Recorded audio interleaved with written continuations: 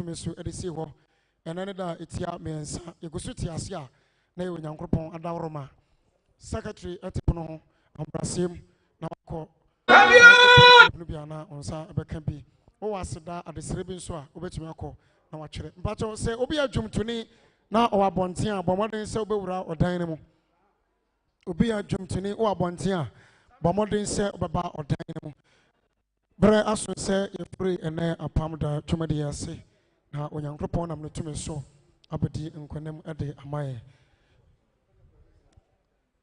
o doctor ambrasem se amano so emfa onfidie yes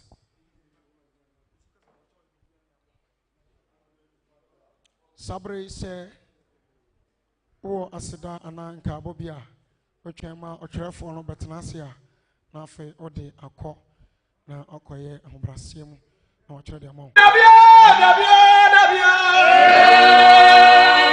True Faith Church International, Sokoban Wood Village, First Boiler Junction, Otihini Asase so. Ehona ubenya asumdue ama okra. Abusua bi wo ho a, wo mu nyini nche. Ebi wo ho a, awore anim. Abusua bi nso yedie abon. Ni nyina fride free. Wo nso abusua no, emu nsam tesen. Se wo ye krado, se ba wo so ni nyina agu a. Wo ye Gilgal Season 2. Omuni Empire Bo kase. Komuni muni wa asase ni so bubu nkonua. Enanson Empire Bo akomchine. Eni mega watch nighter. Tumini ojadi echi. Our True Faith Church International, Sokoban Wood Village, First Boiler Junction. Asofo ni adinfo ahodo a wodi wani monyam. Wonto mi ene wangusa abeta adwuma de achi. Enie Apostle Samuel Owusu Boateng, General Secretary. Apostle Peter Mensah, Ashanti West Regional Pastor. Apostle Paul Ba, Kwaubi B District. Pastor Isaac Opoku Newton, Zonal Pastor. Kote, Prophet Peter Amua, Abrepo District, Head of Prophet. Prophet Joseph Okodie, Adwajiri, Zonal Head of Prophet. Deacon Samuel Frimpong, City Summit, Ashefa Branch.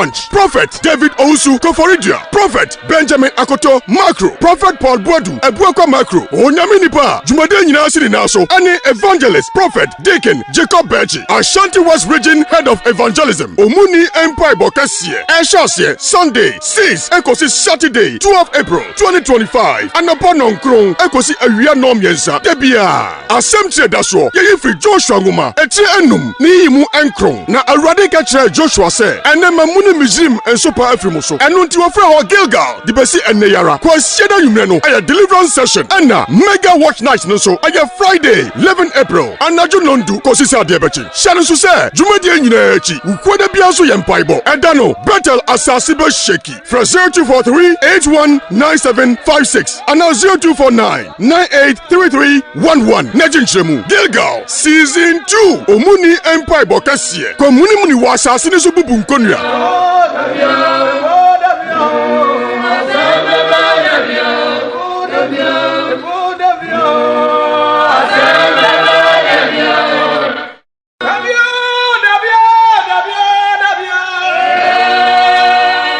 True Faith Church in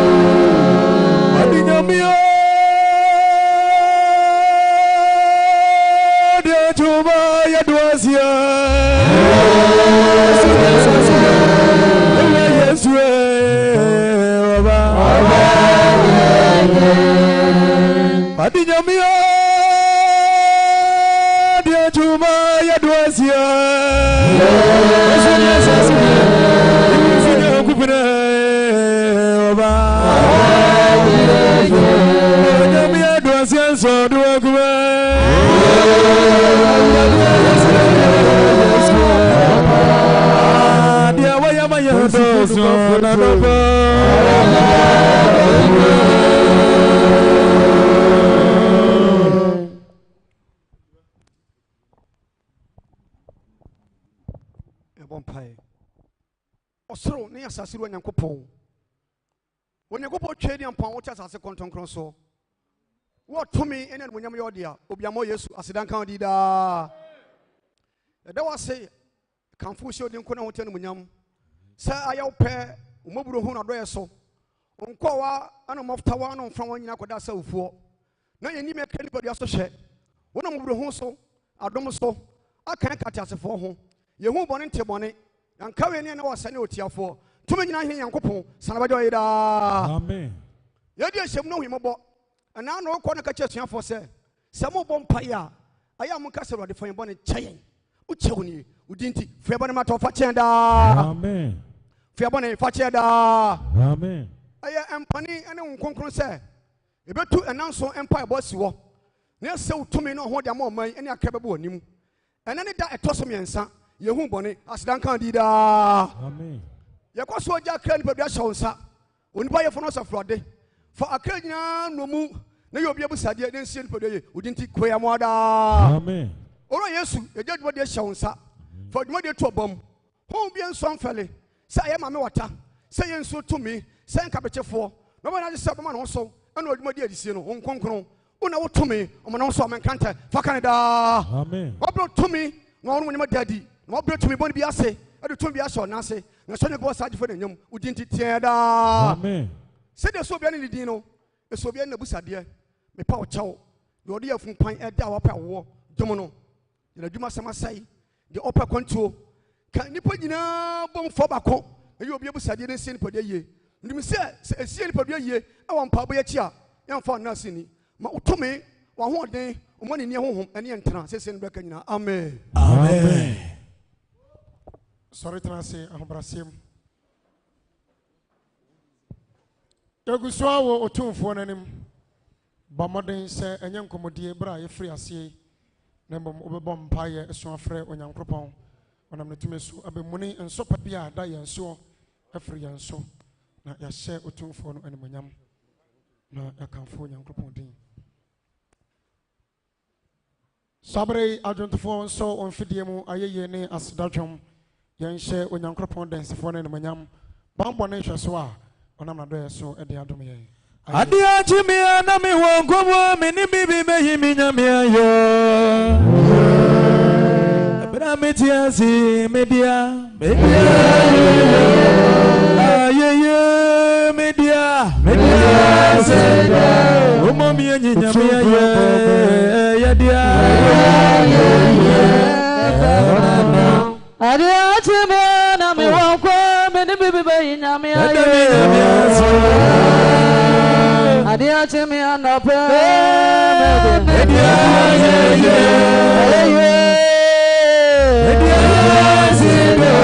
asa madia china media Adia chimi na mi wonkomo mi ni bi bada mi nyamiasio Yesu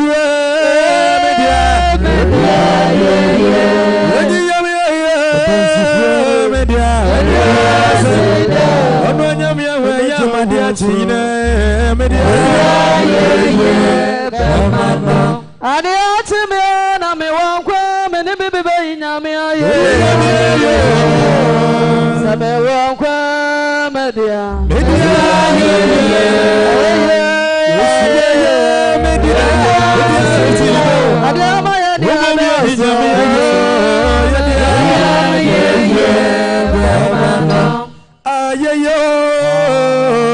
yes,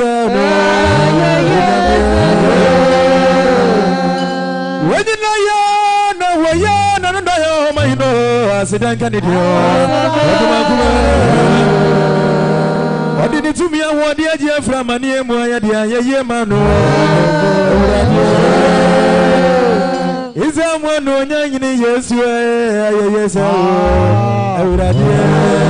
I'm on the Simeon, I'm a welcome, and the baby in a Simeon up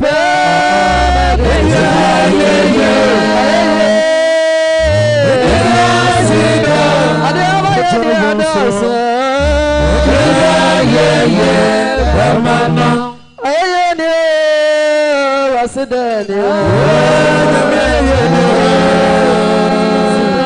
Adia nyame ama ya ni na so deni na so Jesus Adia ama ya na so danka ni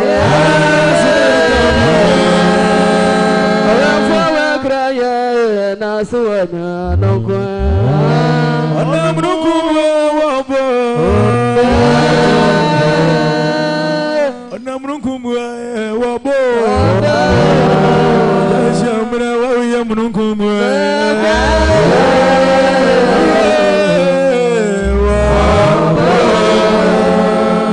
ona mruku wabo Anamrunkum wabo Ojam frama wa yamrunkum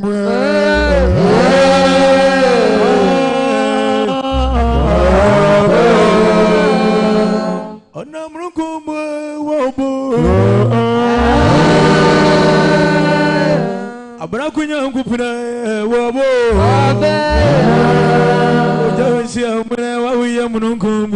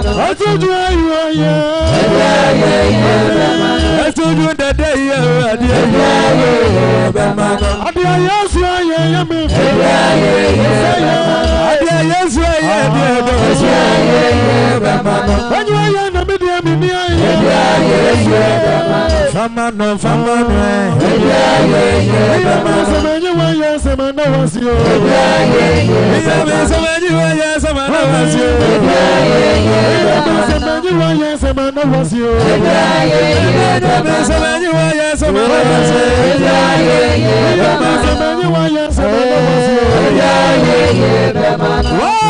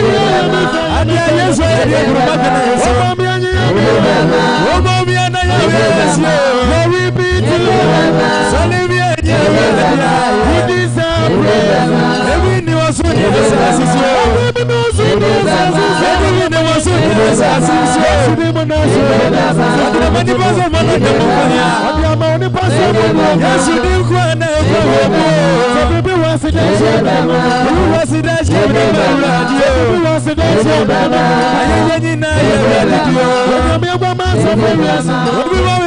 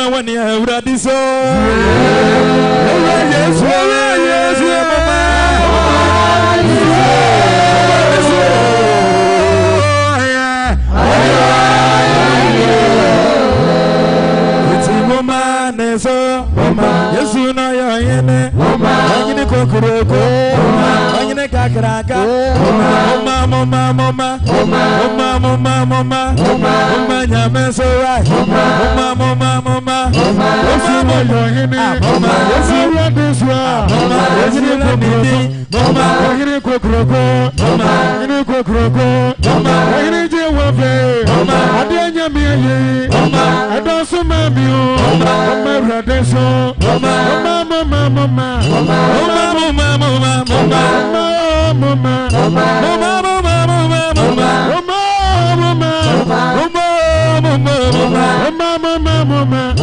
Yama nyame sewa yama. Ohiri kokroko. Ene alfa mama. Ene wamege. Influence ni yeye mama. Sasi ni yeye mama. Tete nyame nono mama. Yesu yeye me fe. Yesu amadi asi yeye mama. Tuju dada yeye nyame yeye. Ene bia no no se mama. Mama. Dia jamuda mama. Dia jamuda. Dia jamuda mama. Tuju na yeye nyame yeye. Amati nyina mama. Mama.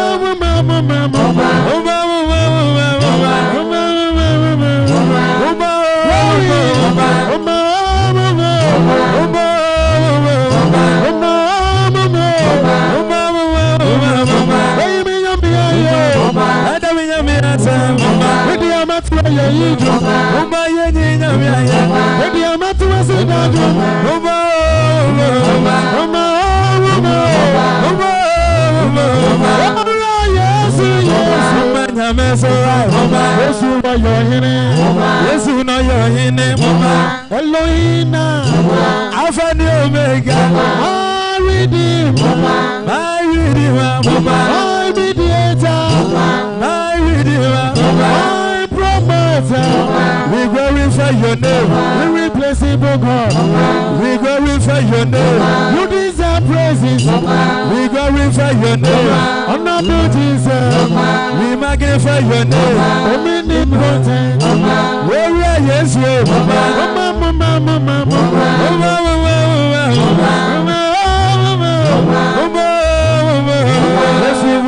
Yesu no yohine mama yohine kokroko mama yeka karake mama oba tampano no a waye bida mama Yesu aye me fa Yesu waye bida mama dia me fa mama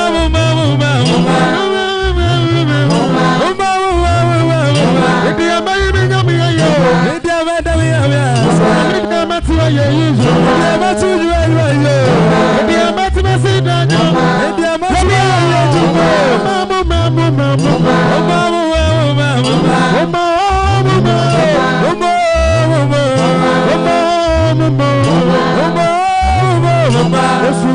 Yesu no yohine mama yohine kokroko yohine kakarake mama yohine batampe wo bi aniwo ti se Yesu wo bi aniwo ti se Yesu wo bani omega ti se Yesu wo bi aniwo ti se Yesu mama neso oti yeja wosu abama wosu abama wosu abama wosu abama wosu abama wosu nikoko abama wosu yekaka abama wosu nikoko abama wosu yekaka abama wosu abama wosu omega abama wosu abama wosu vanisi abama wosu basama abama wosu adona abama wosu abama wosu abama wosu abama wosu amaneso abama wosu amaneso abama wosu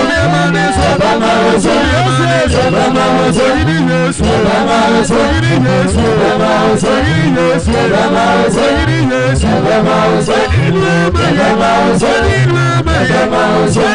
abama wosu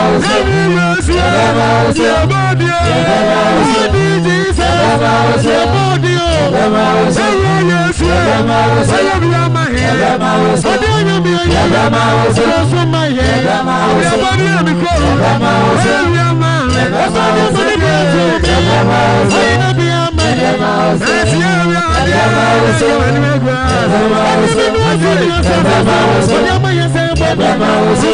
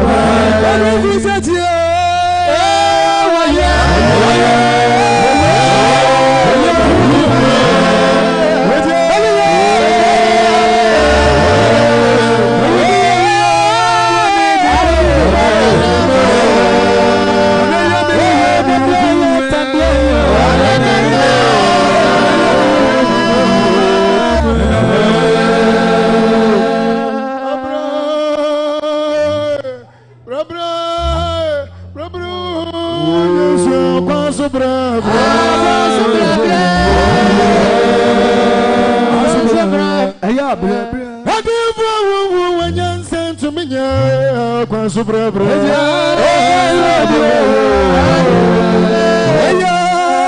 Brucumo, one in the Manamwe, Brucusatia, what the Oh,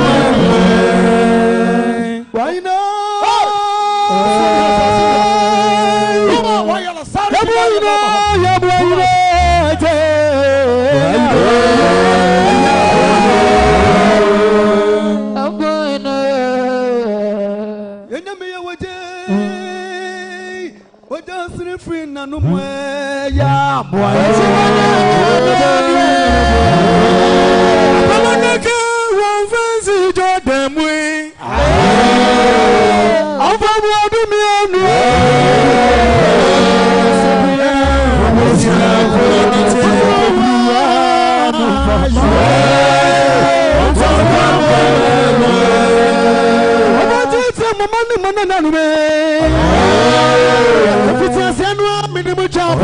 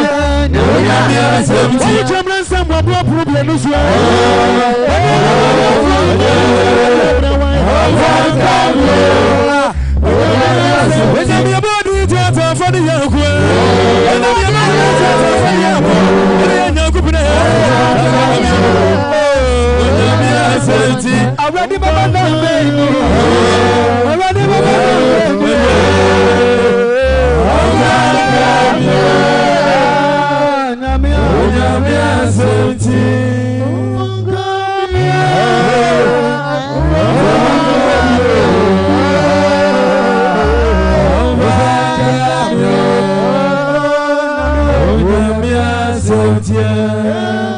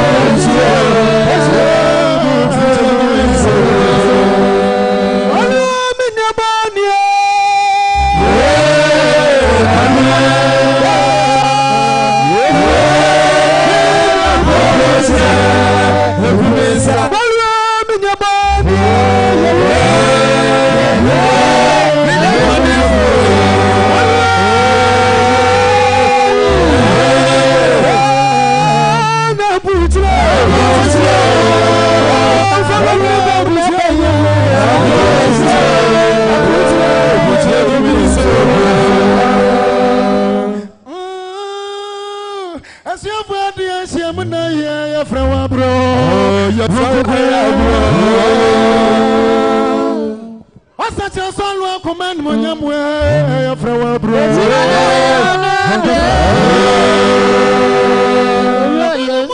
No Sunday, Polo, Norian, and your man.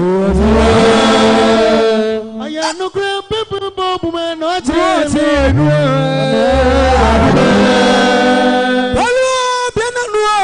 say one day. I'm in a grip, Mammy Mano.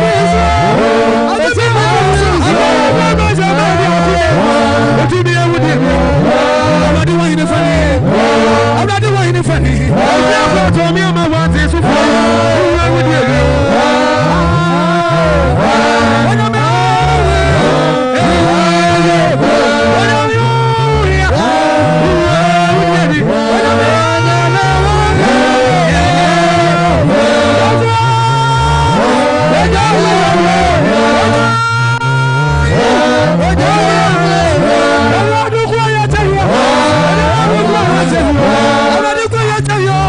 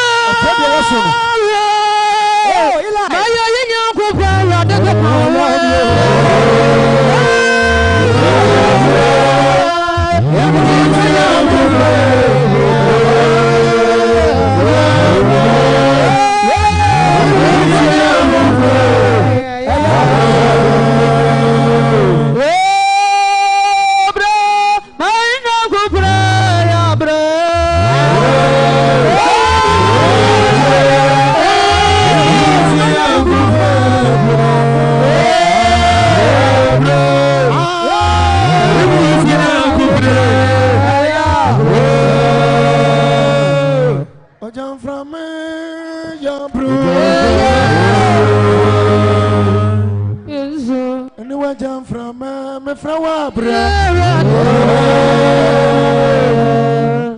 Okaza mansa jina yendende afrawa bro Onu magori amrasi amwe me bombra nene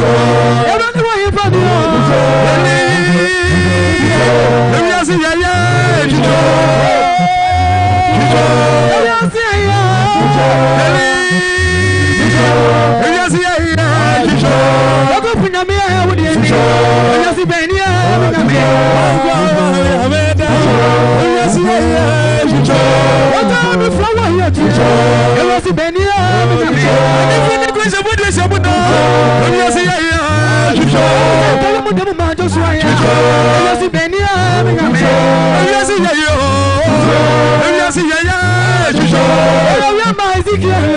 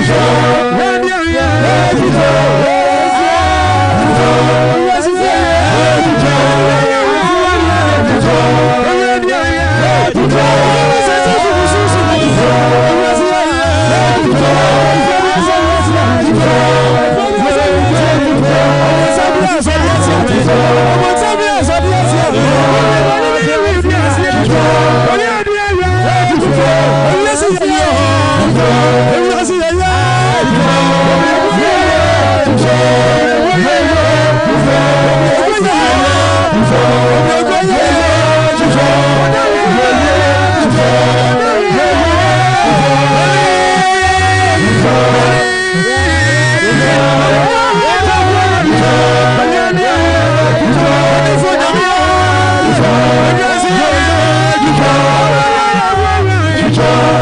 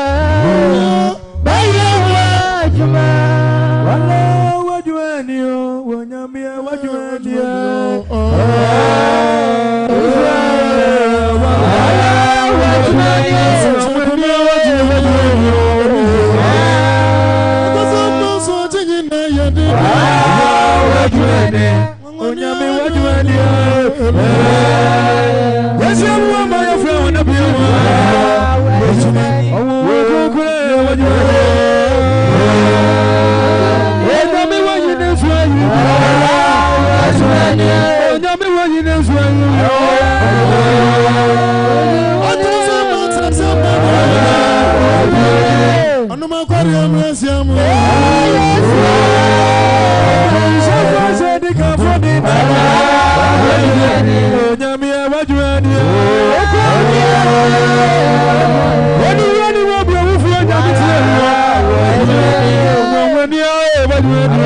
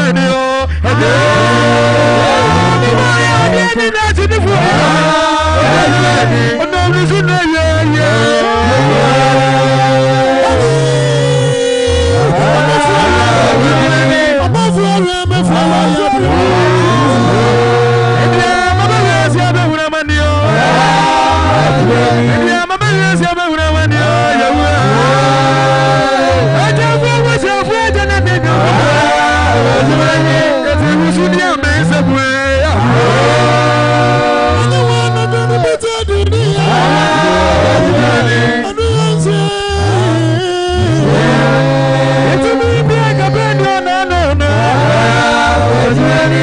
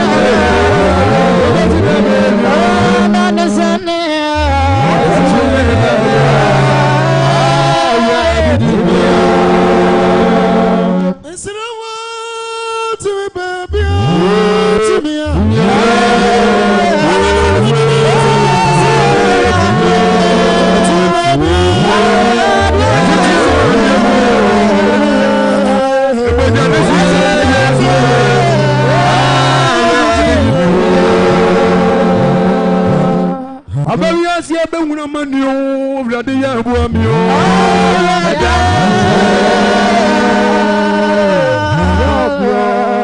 If you have what told me my mountains of one when you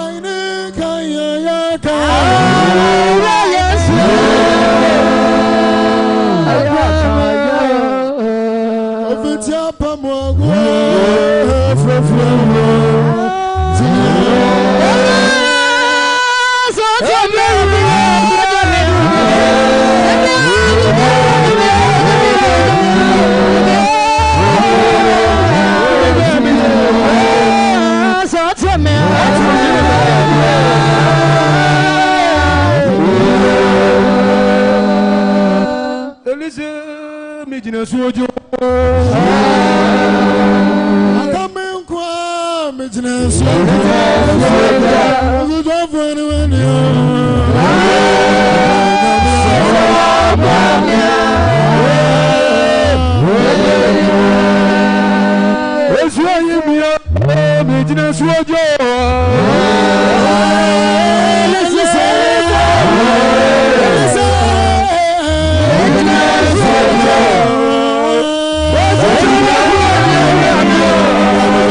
go.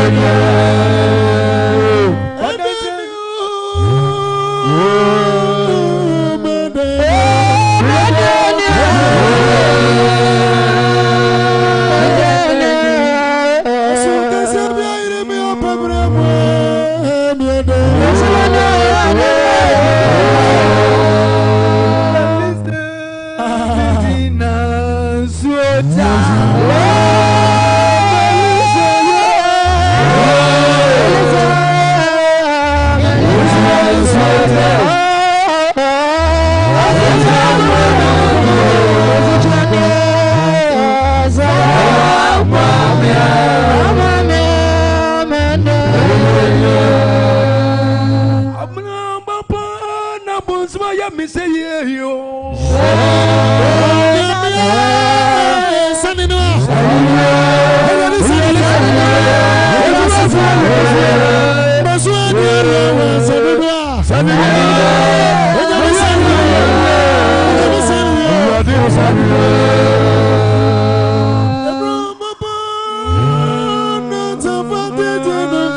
bebre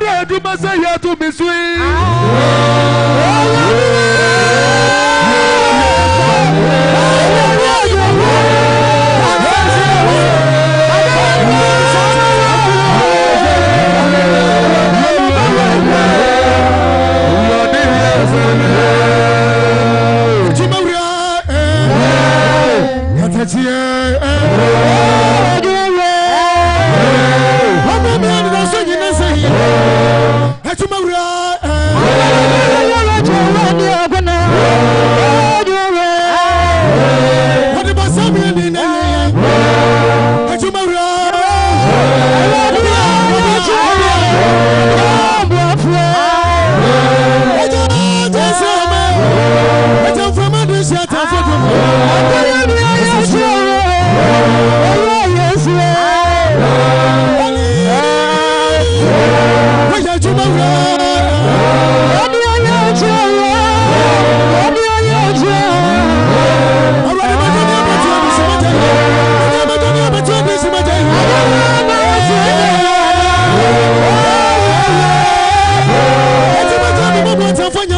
Yeah.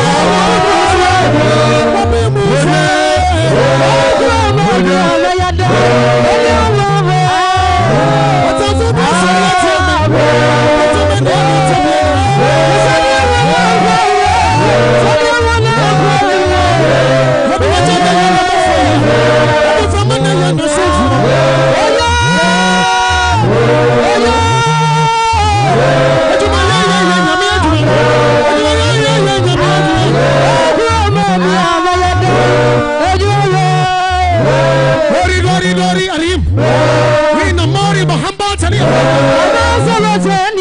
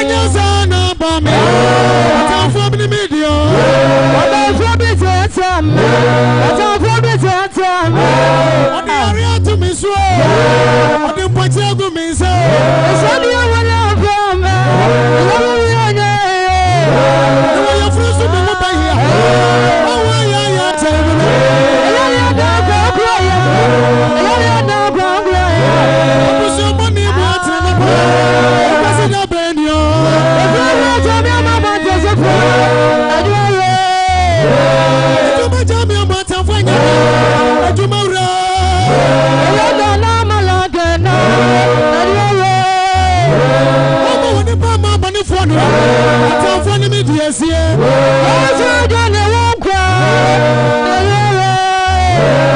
Ejuma semni nase Ejuma urame flawaya Wadondoziye Jansrama Jansrama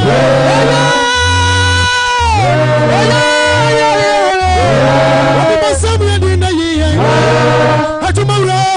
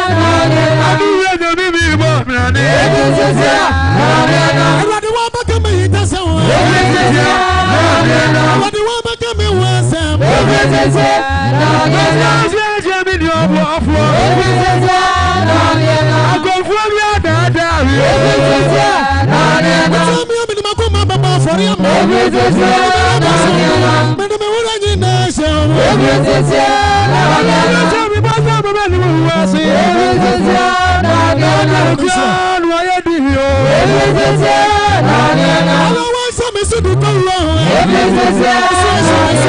Open the eyes of me so.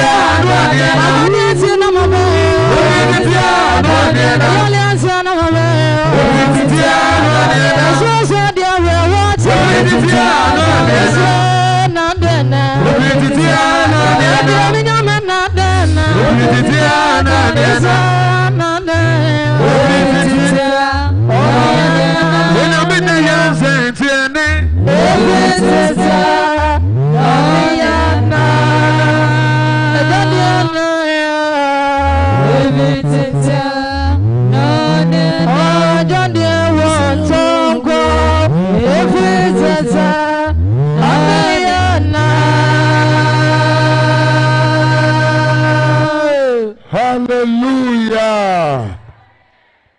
Hey, dear Radia, hallelujah, no one so. Hallelujah. One shall Radia, no one so, Nado, Dada. I'm with yourself for what day. One shall Radia, no one so, Nado, Dada.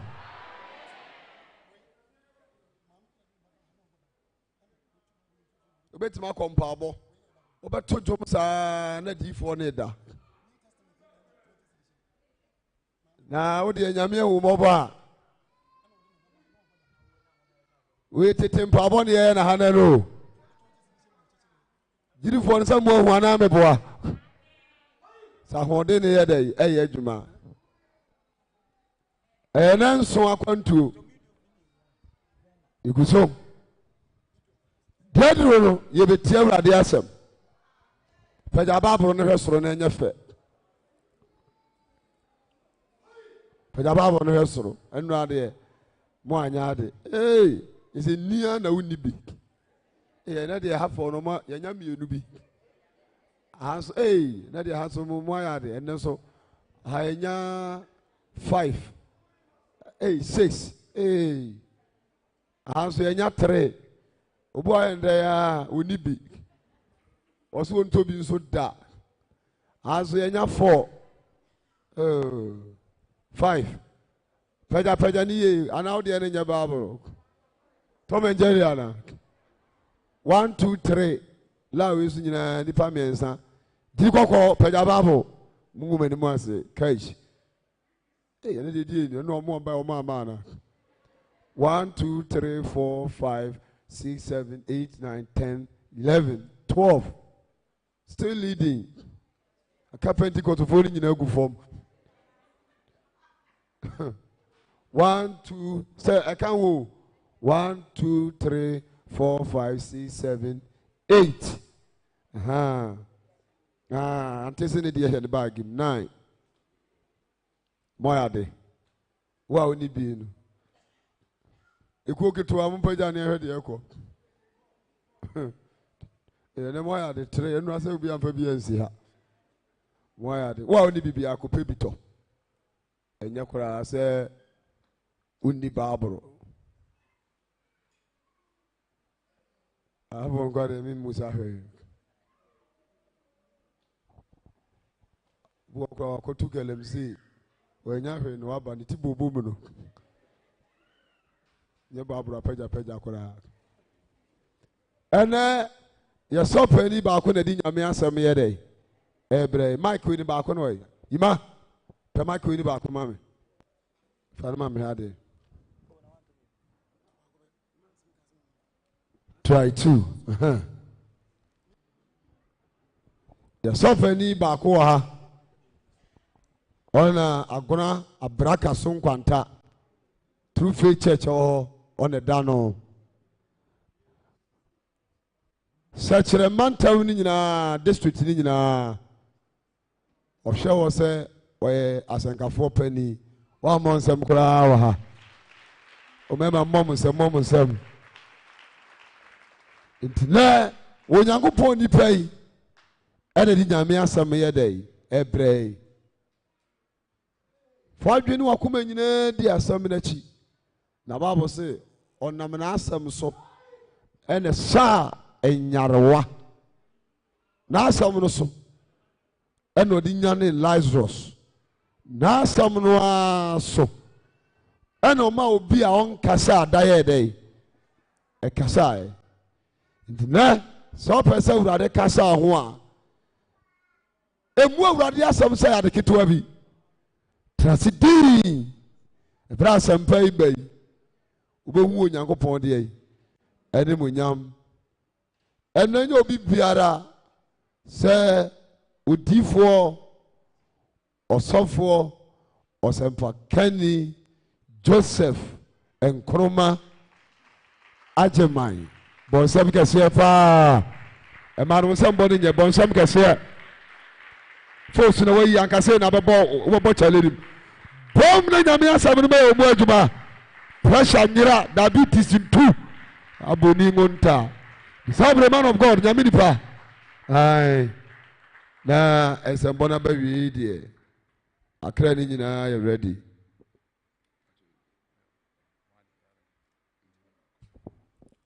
Ozankani yone mendi amesun sampa na mikomu bwe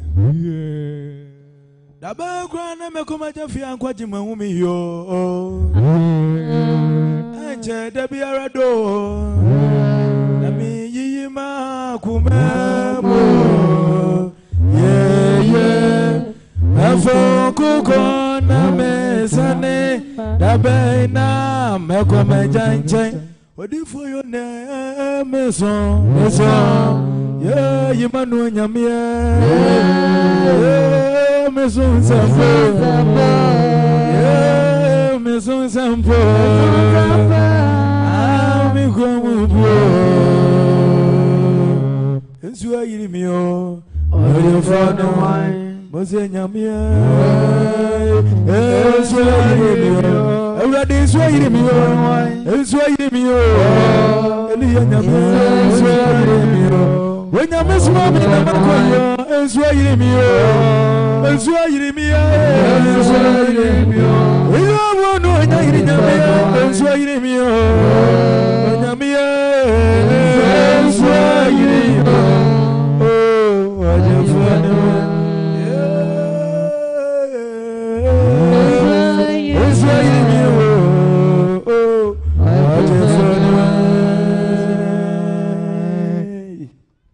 Asidanka ura Yesu Kristo dinida. Amen.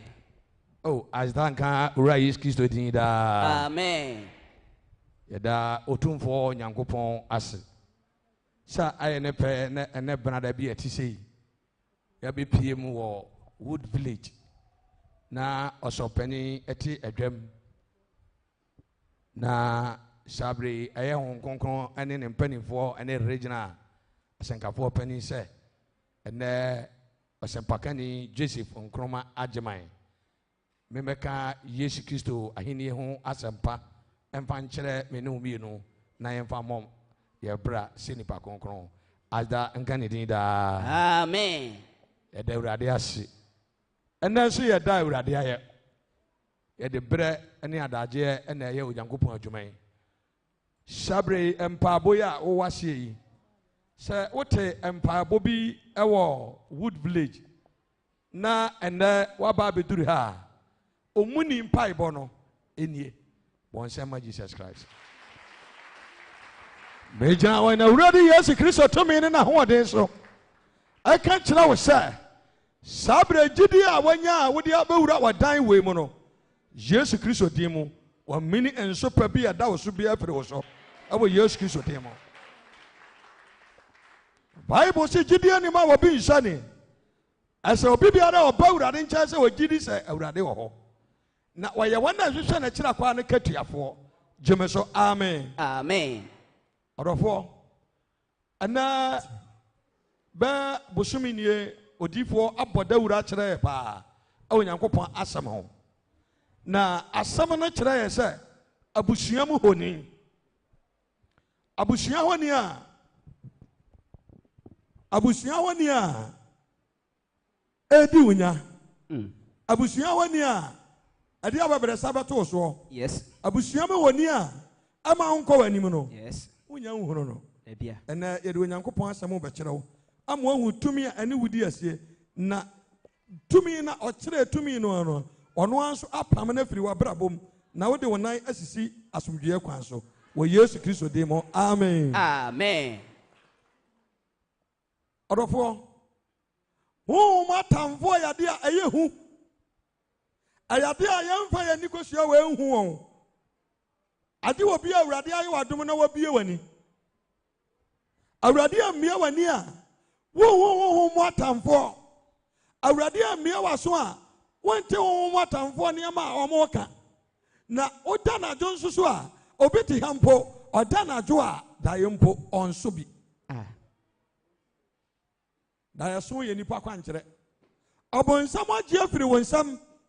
Edi ti a wote wiase wɔ mu no wɔnhu amanneɛ biara ane deɛ ɛkorɔ ane deɛ ɛba. Biribi a ɛkɔ so biara kɔ wo so abu. Ɛnɛ ka wakoma to wo yam. Ɛnɛ waba omuni mpaebɔ. Ɛnɛ Yesu Kristo obemuni afiri wo so. Amen. Aware no enye yie na Awurade bemuni afiri wo so. Amen. Edwa na wudi a enye yie na Awurade bemuni afiri wo so. Amen. Atamfo a woda na adwo a wɔn na woda wɔ honhom nti woni asomdwie ahampo yegya ma woda kakra bi a ɔno bɛba ankyɛe. Ɛnɛ Yesu Kristo din mu ɛnɛ saa nsopa no afiri wo so nɛ. Amen. Na nka ampa nka wosi so no sɛdeɛ barima a wonya no wanya barima a yɛwɔ akoma so adeɛ. Nanso efia bonsamfo bawura barima no wɔde wɔhaw wɔde amanneɛ wɔde mpratwe ne amasam agyegew ade yare abɛtɔw so ɛnɛ Yesu Kristo din mu nti Awurade nsa no. Amen. Na yɛka abonsamfo enwuma ane ɔnneɛma a ɔyɛ wɔ asase so a yɛn Ghana ha deɛ sɛ yɛma yɛni ba yɛn ho so a nneɛma a abonsam ɛnam so ha yɛ paa ɛyɛ abosonsom. Ɛyɛ abosonsom. Kane tete hɔ no sɛ obi tumi koto bosom ba fie a yɛnim sɛ ɔde agyapadeɛ aba fie. Saa na ɛnɛ teɛ ɛkyɛ sɛ wɔbɛɛma paa. Wobɔbɔ fie ne ho ban. Nanso sɛ na yɛnim sɛ yɛkyiwadeɛ. Ɔde aseɛ. Yes. Na yɛnim sɛ ɛyɛ kyiwadeɛ. Exodus 20 verse number 22 ɔsɛ. Anansɛ Isaiah 44 verse 6. Yɛnkɔ. Jeremiah 10 verse number 1. Mum yɛngu hɔ. Akenkafoɔ ha mo nsɔre. Na yɛnkɔ so. Kenka Bible ma me karatie. Me pato Isaiah chapter 44 verse number 6. Wɔsɛ. Me pato Bible say. Abosom yɛ nkwasi asɛm. Onyankopɔn odi ka mo ate aseɛ.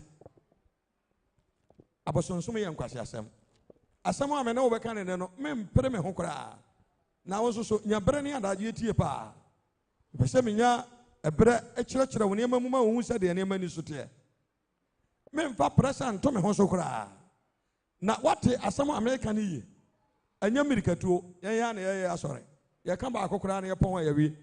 Gyeme so amen. Amen. Kenka ba abom yɛnkɔ. Me pato Bible say. Abosom yɛ nkwasi asɛm. Yɛnkɔ so. Na sɛ Awurade. Sɛdeɛ Awurade. Israel hene. Israel hene. Ɛne ne dimafoɔ. Ɛne ne dimafoɔ. Asafo Awurade sie nie. Asafo Awurade sɛ menka nkyerɛ mu nie. Wɔsɛ me ne odi kanfoɔ. Wate. Onyankopɔn se wobɛyɛ biribi a. Yes. Ɔno na ɛsɛ di w'anim kae. Apa. Paatɔ ɔdeɛ na ɛdi w'anim kae. Bunkɔm pɔkɔ hwɛ ofie. Nkwanya tuntum bi na wɔde ho ato soɔ. Akwanya tuntum nti ama obi abɔdam. Kɔsa akwanya tuntum no a ɛwɔ fie hɔ no a yɛapere ho no. Wo na ɛsɛ nka wotena soɔ. Ɛsɛ nsa akɔɔto ama mpa sɛ ɔbɛtena so nti na ɛsɛ sɛ yɛsɛ w'abrabɔ.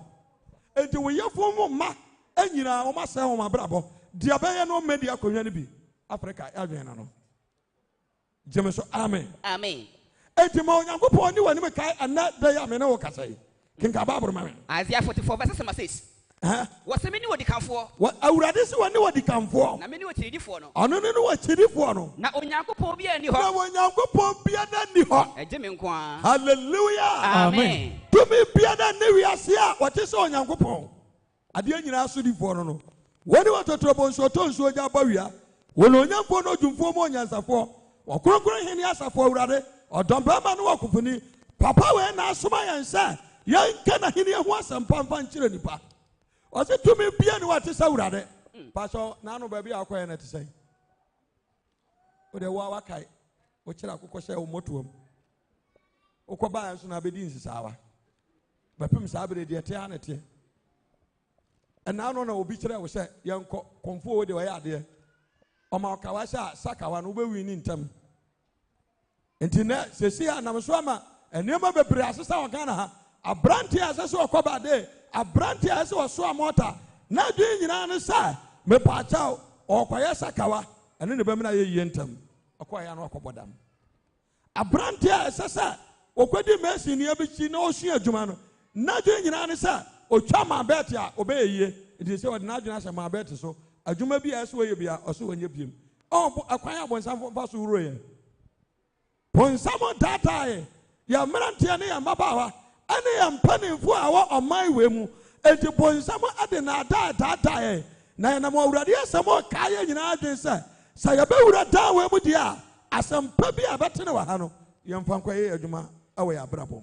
Jemeso, Amen. Amen. Can come up, remember? Me pato Isaiah 44 verse number 7. What's it? What's the wine what is a me? Why not to say that, dear? Manenkain. Manenkain. Manenpemon can face me. Manenpemon can find you and Yanko and him. What's the hand of fitted into the day? Now, how the fitted and trend, what tell on my amidy?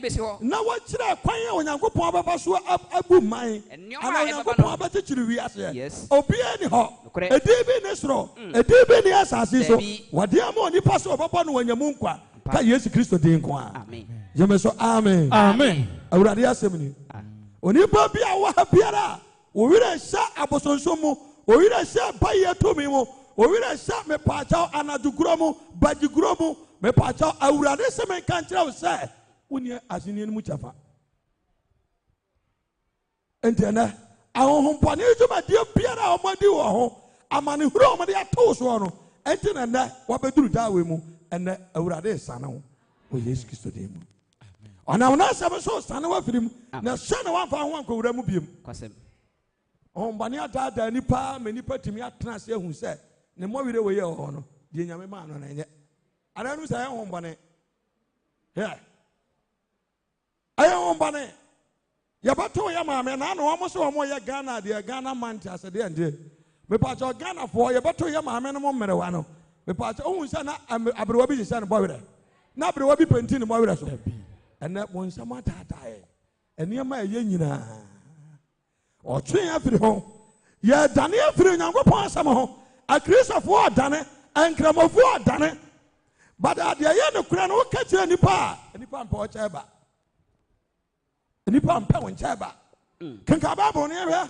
Me pato any body who has 7 years canoe. Can come up on your call. Me pato Isaiah 44 verse number 18. What's I? When you timo makuman too. I did make catch us verse number 13. Me pato Isaiah 44 verse number 13. Verse number 13, 44, 13. Isaiah 44 verse number 13. 13, what's it? Me pato Bible say. Do you for yere humamu? Bible say do you for yere humamu? Omo yere humamu. No yere humamu. No what the pencils inside home. No what the pencils inside home. No what the Nigeria. Hallelujah. Amen. Obia ni mahwa. Uduru ahwa. Wo kwane ya kuaba si ho mboa. Akuaba obeduru ne asan akuaba si ho. Bible ne be kire okwan ya akuaba. E fa so ye no. Eno na anipa koto no de na be si dem. No de nsa guso. No de moja guso. Me pa cha o na nipa di kire. Na nipa akopam wo firi dua ho. Yes. Na me di dua no ma kire odua ade a onyame se ye mfanye.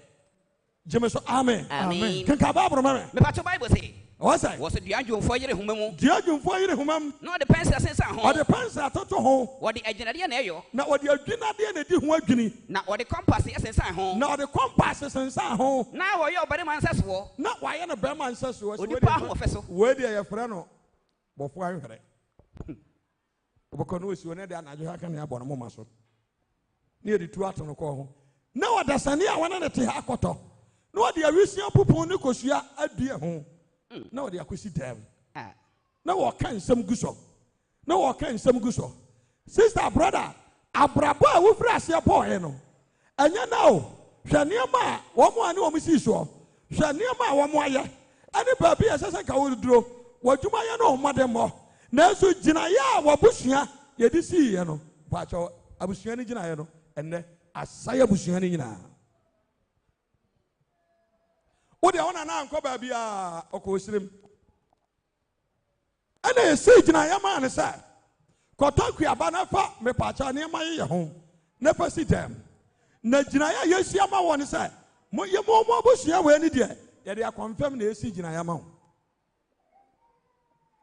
abo akɔnfɛm unim na adwuma akɔnfɛm fira nɔpa ebetumi asu saa akasa saa made asa enti mo abusua no mo sɛ kasa tenten nya mo so sɛ meka waka abusua no kasa tenten ti mo ankasa ɔwo de abusua no korɔ yes we na da wo so a wodifoɔ se brama yɛ mmɔ mpaeɛ mɛsa honhom na da wo so na wontimi mfa sɛ mo nsie ɛnam so ma wo secret nyinaa da bɔnten deɛ ɔbɛyɛ bia ɛntimi nyɛ yie no brama yɛ mmɔ mpaeɛ na yɛmmuni saa nsopa ne mfiri wo so hallelujah amen ɔwo de ade wɔ abusua no so kenka baaboro me yɛnkɔ ɛno nti dua adwomfoɔ no wɔde pɛsere sensa ho kɔ so na wɔyɛ ɔbarima nsasoɔ na wayɛ no bɛrima nsasoɔ onipa ahoɔfɛ so onipa ho wɔfɛ so sɛ ɛntena ɛdan mu sɛ ɛntena ɛdam enti na meka kyerɛ wɔ sɛ ɔde kɔsi dam kenka baabɔ bɛbatɔ ne toa soɔ no ɔsɛ wɔsɛ na obi kɔbu kyerɛduro na obi kɔbu atwene duro anaa oyi duaboɔ anaasɛ wɔyi duaboɔ anaa odum anaa odum awɔ kwaeɛ mu nnua mu awɔ kwaeɛ mu dua mu ɛma ne nyini ama ne nyini na ɔta nsrɛnuro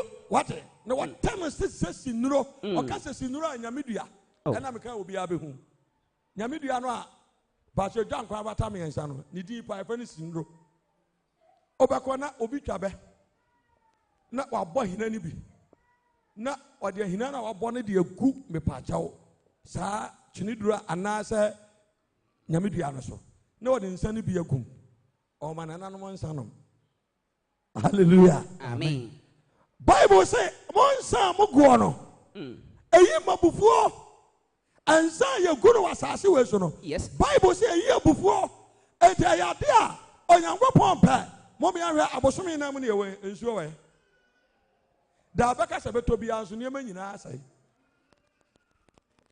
yɛhia awurade nkyɛn mmoa ansopa bi da Ghana so ansopa bi te ada Africa so ansopa bi da wo so ansopa bi da wo so ɛsɛ sɛ awurade amini saa nsopa no yɛ dɛ ɛfiri wo so no hallelujah amen enti wɔduadua no ma ne tɛ na wanyini kenka baaboro ma me wɔsɛ na ɔta nsrɛnuro na wɔtɛ ne sɛ sinuro na nsuo ɛma ne nyini na nsuo na ma no yɛ dɛ Ɛnyini. all power bless you Jesus Christ wɔnsɛm awurade wɔsɛm kɛseɛ paa wɔ ha hallelujah amen onipa bi a wabea gye Yesu Kristo di oh ɛnyɛ abosom ni na abosom ntumi ammoa wɔ asase wei so bɛyɛ ntumi mmoa woawohu no mu sɛ wokura bɛyɛ tumi ankasa deɛ wompɛ na woyɛ a na firi honhom ati wo mu saa to honhom no nso ɔbɛtena wo mu na woama w'ani anyɛ den wɔ Yesu Kristo mu a ɛntumi mfiri wo mu da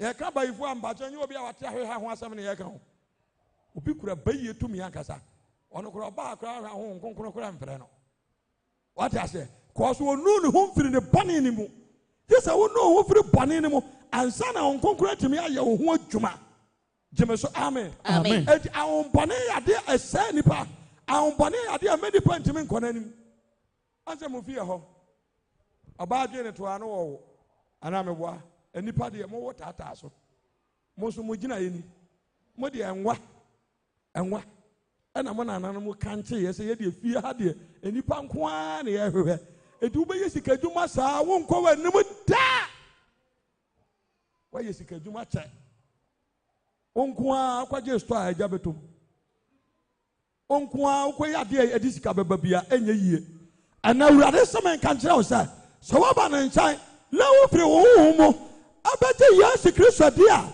aba Yesu Kristo abɔ w'abrabɔ mu a ɛna da yi saa nsopa no ada wo so no woyɛ adwuma ɛbɛyɛ yie wanamɔ nti ɔbɛkɔ w'anim na obi ntɛmɛ nsa ho Yesu Kristo tumi ne nti hallelujah Amen. kenka Bible mame Me pacho Isaiah 44 verse number 15. ɔsɛ Was na ɛyɛ ogya ma nipa. wɔsɛ ɛyɛ deɛ Ɛyɛ ogya ma nipa. wɔsɛ dua ɛyɛ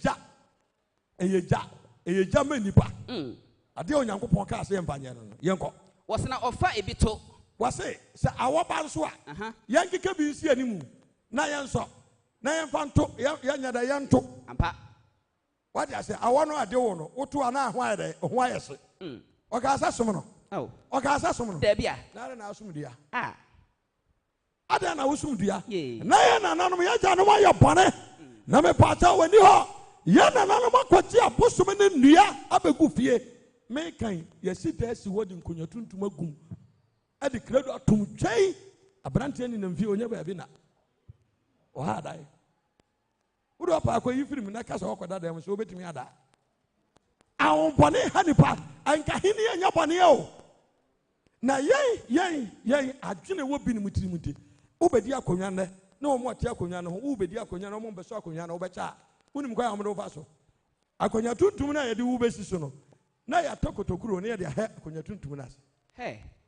tɔ ne saa na wɔn aka nse wɔn aka nsɛm bi agu so yɛde wobɔ so mpansa tena so ayerɛ so adadua na wobɛwu eti na obi bɛdi akonnwa no wawu akonnwa bi wɔ hɔ a obi bɛdi asɛsi a no wawu bibi wɔ fam wɔn nsɛm yɛ awurade pa Sabe que se pa. ɛsɛ mesra wo nneɛma bi ani so na wɔn sɛ wɔbɛ Nyankopɔn fie aha na nkwagyeɛ hɔ aha na ahofadie nso yɛ dɛ ɛwɔ Yes.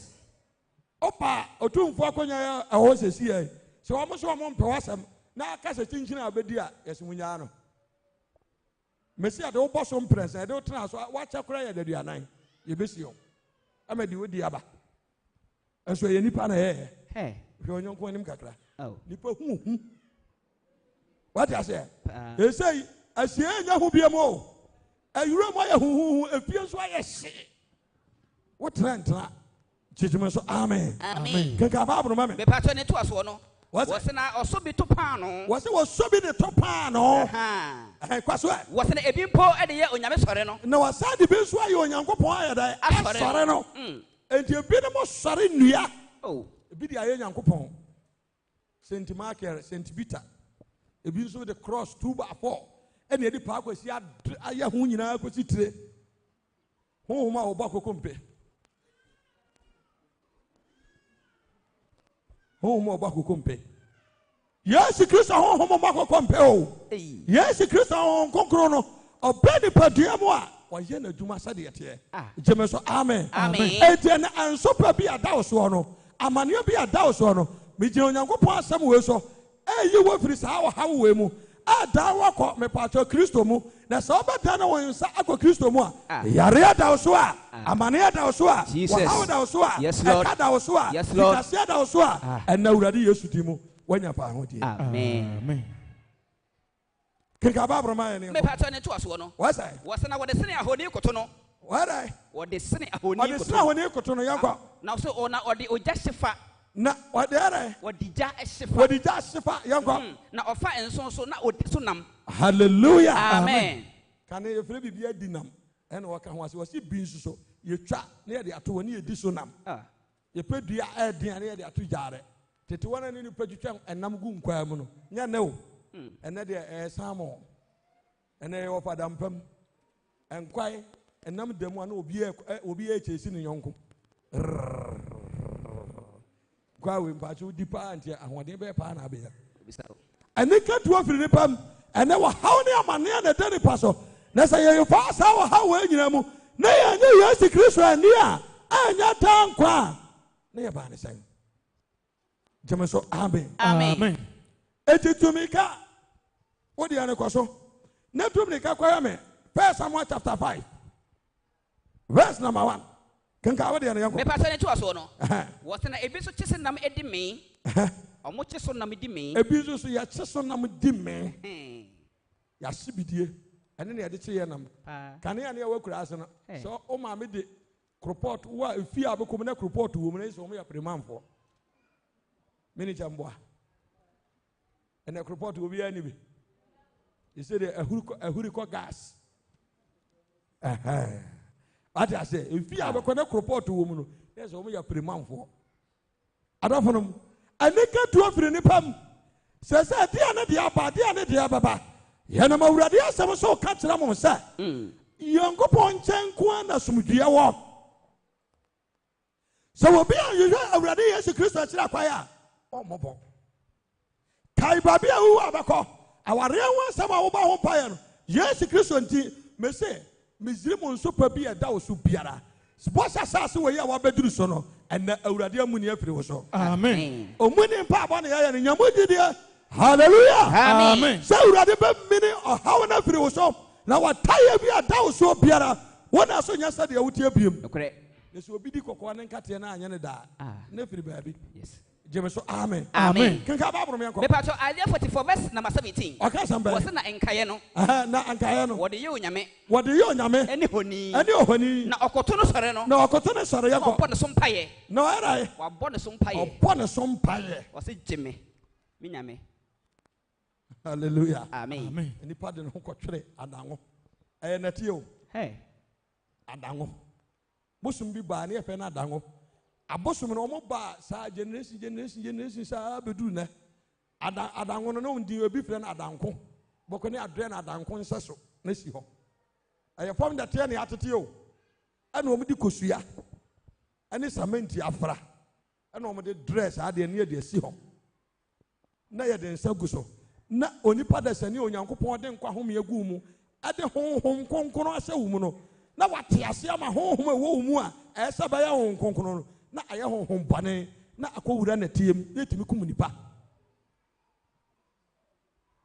nipa jemeso amen amen kenka babro me yanko me ba to ne to aso no wo se na nkaye no odi ye onyame eni ohoni wakoto no sore ne boso mpaye kwaso wo se jeme minyame no bible so wonim oh na ya de ho atwere wo onim ya chiri wo onim ya nim wo onim o wonim de awo ya o and now we're ready.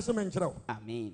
Hallelujah. Amen. Psalm 115, verse number 4. Psalm 115, verse number 4. What's that? What's the one who did you What's the one who did you Any sika. Any sika. Nipansan no juma. Aye nipansan no juma. Oweni. Wowani. Ohunade. Naso ohunade. Owaso. Wontiasem. Naso wontiasem. Owano. Wofankasa. Naso wontime fankasa. Wowohwene. Wontihwa. Naso wontihwa. Mepato owonsa. Wonfankade. Womo wonan. Hallelujah. Amen. Enten sore nko braka hwache ho. Yes. Yade woye no. Na nyame buamfu. Nipa bia obasom bosum no kai. Mo se ngoma no a anasa manansam du no a woni pa bia obasom bosum no wasem miansa na ya wa da watame na me yam pimpim odome adoye oni pa bia obasom bosum no wasefo woyankopon taa o msa wonto aso nan edi bosum ne ko obi de bi ba ofi a ka esebu din konti ba sano munkono ne mo kan chance wa bi odi firi ba ye no onfanko adini panya asani pa abrante tesawo enti wo de onko an ye nsama wo wi asa wo ba e K20 unimunum red unimunum bomb unimunum pepacho striker unimunum kokolege unimunum wo sa huwa yesi bi di super glue eno so unimu huwa pepacho wo de solution asasi jaso wo hwene kure ya wa sa huwa mbacho de na wo gine wo wi ase onsa wo bodam edam hu titire ni na wo ye no. Hallelujah. Amen. Anya wow. Yes. Aye. Oh how be obon somebody ato so se hu na mane. De abaye na wabra bo be sei na wo huru Nyankopon akira kwai. Na wo tebe nante wa fafuom. Enti na Nyankopon ase na yanka sem wo nkira wo. Na woni mra wo ho so. Mo amo jinura mo batam. Mo amo jinura etefa mo so. Mo amo ya sakawa me pa chao. Ane sikaduro hodo a mo wura mu. Ebia ekọ hotel for my pad. Edi yetin. My pad on them hotel. Okwa. That's been one way or bar pad. What they are yetin. Hey. A being so kwa Ashtown and a dupre. Na almost Ashtown turret no I that so. Or with your few more. Said your bear. San or convo natural. saa na oduyɛfoɔ no akyerɛ no deɛ bɛyɛ a wobɛnya sika nyɛ wiase sika nyinaa na ahwere wo kra ɛmfasoɔ bɛn na abɛnya hwan na ma sika hwan na sika wɔ ne nsam yesu kristo na sika wɔ ne nsam wɔnyankopɔn tuade apɔn ɔna bɔɔ soro ne asase ɛpo ne deɛ wɔ mu nyina da saa papa wei na sika wɔ ne nsam meka no kora kyerɛ wɔ dɛ nti abrabɔ bi a wobɔ bi ahwɛ yɛ na suro nyankopɔn na di ne mmara nsam ne n'asɛdeɛ so na wanya nkwa kenka baaboro ma mene yɛde bere na ɛyɛ adwuma no nti mepato wɔ se wɔwɔ nsa wɔmfa nka deɛ wɔwɔ nan wɔmfa nante wɔwɔ hwene wɔmfa nte hwa na wɔmfa wɔn mene wɔn so nkasa bible sɛ wɔn na wɔyɛ wɔn te sɛ wɔn a hallelujah amen nanase worɔworɔ mpaboa no hey wɔse wate nanase aka nansa pɛpɛpɛ no wawu gye sɛ onya nkokɔdua toa baako ba wɔse nanase to duku no wɔma ahunahuna na wokɔ santini kɔmfoɔ hɔ no sɛ wɔpɛ wabu a ade wopie a wotumi sɛ woyɛ santini ɔpɛ wabu a wokɔɛ a no wastate ka sirim kasa kɔ asantefoɔ suro a de suro esirimfoɔ nyinaa yɛ nnuro hallelujah ɛyɛ nnuro enti wɔnya starte a ɛyi me koko mu si na me ba no hey tɔ sintefoɔ mekyɛ o sintefoɔ no no waka baabi a naano wokɔɛ no hallelujah amen na wagye wɔ dwae mmoa ɔmo so de ɔmo bɔ ne din ɔmo so odwam fufu otie dua odwa bɛ na ndua ntua hɔ odwam fufu otie dua wode ne kɔ a ne mi ma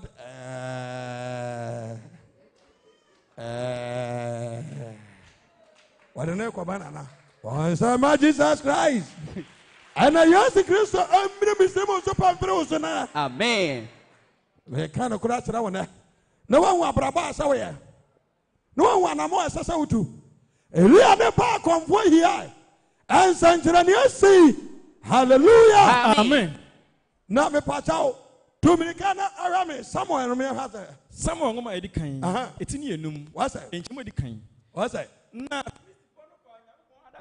Filistifo fa wɔ Nyankopɔn adaka no ade kɔ Dagon nkyɛn edi free Ebenezer ade kɔ Asdod na Filistifo no de adaka no akɔ Dagon fie ana ɔmo de adaka no kɔ Dagon fie ade kɔ si Dagon nkyɛn ana ɔmo de kɔ si Dagon nkyɛn na ade kyiye no abra ade kyiye no Asdod fo sɔre na pɔtutu no ɔmo sɔre abosomfo ne akɔmfo no sɔre na pɔtutu no hwɛ na Dagon ahwe ase na nimbutu fo hallelujah amen ana Yesu Kristo dimo abra wo ba wi mpaabɔ yi na abaduru wo busuam wo baduru wo fie wo baduru ba bi a wotea no na wotamfo na hye ase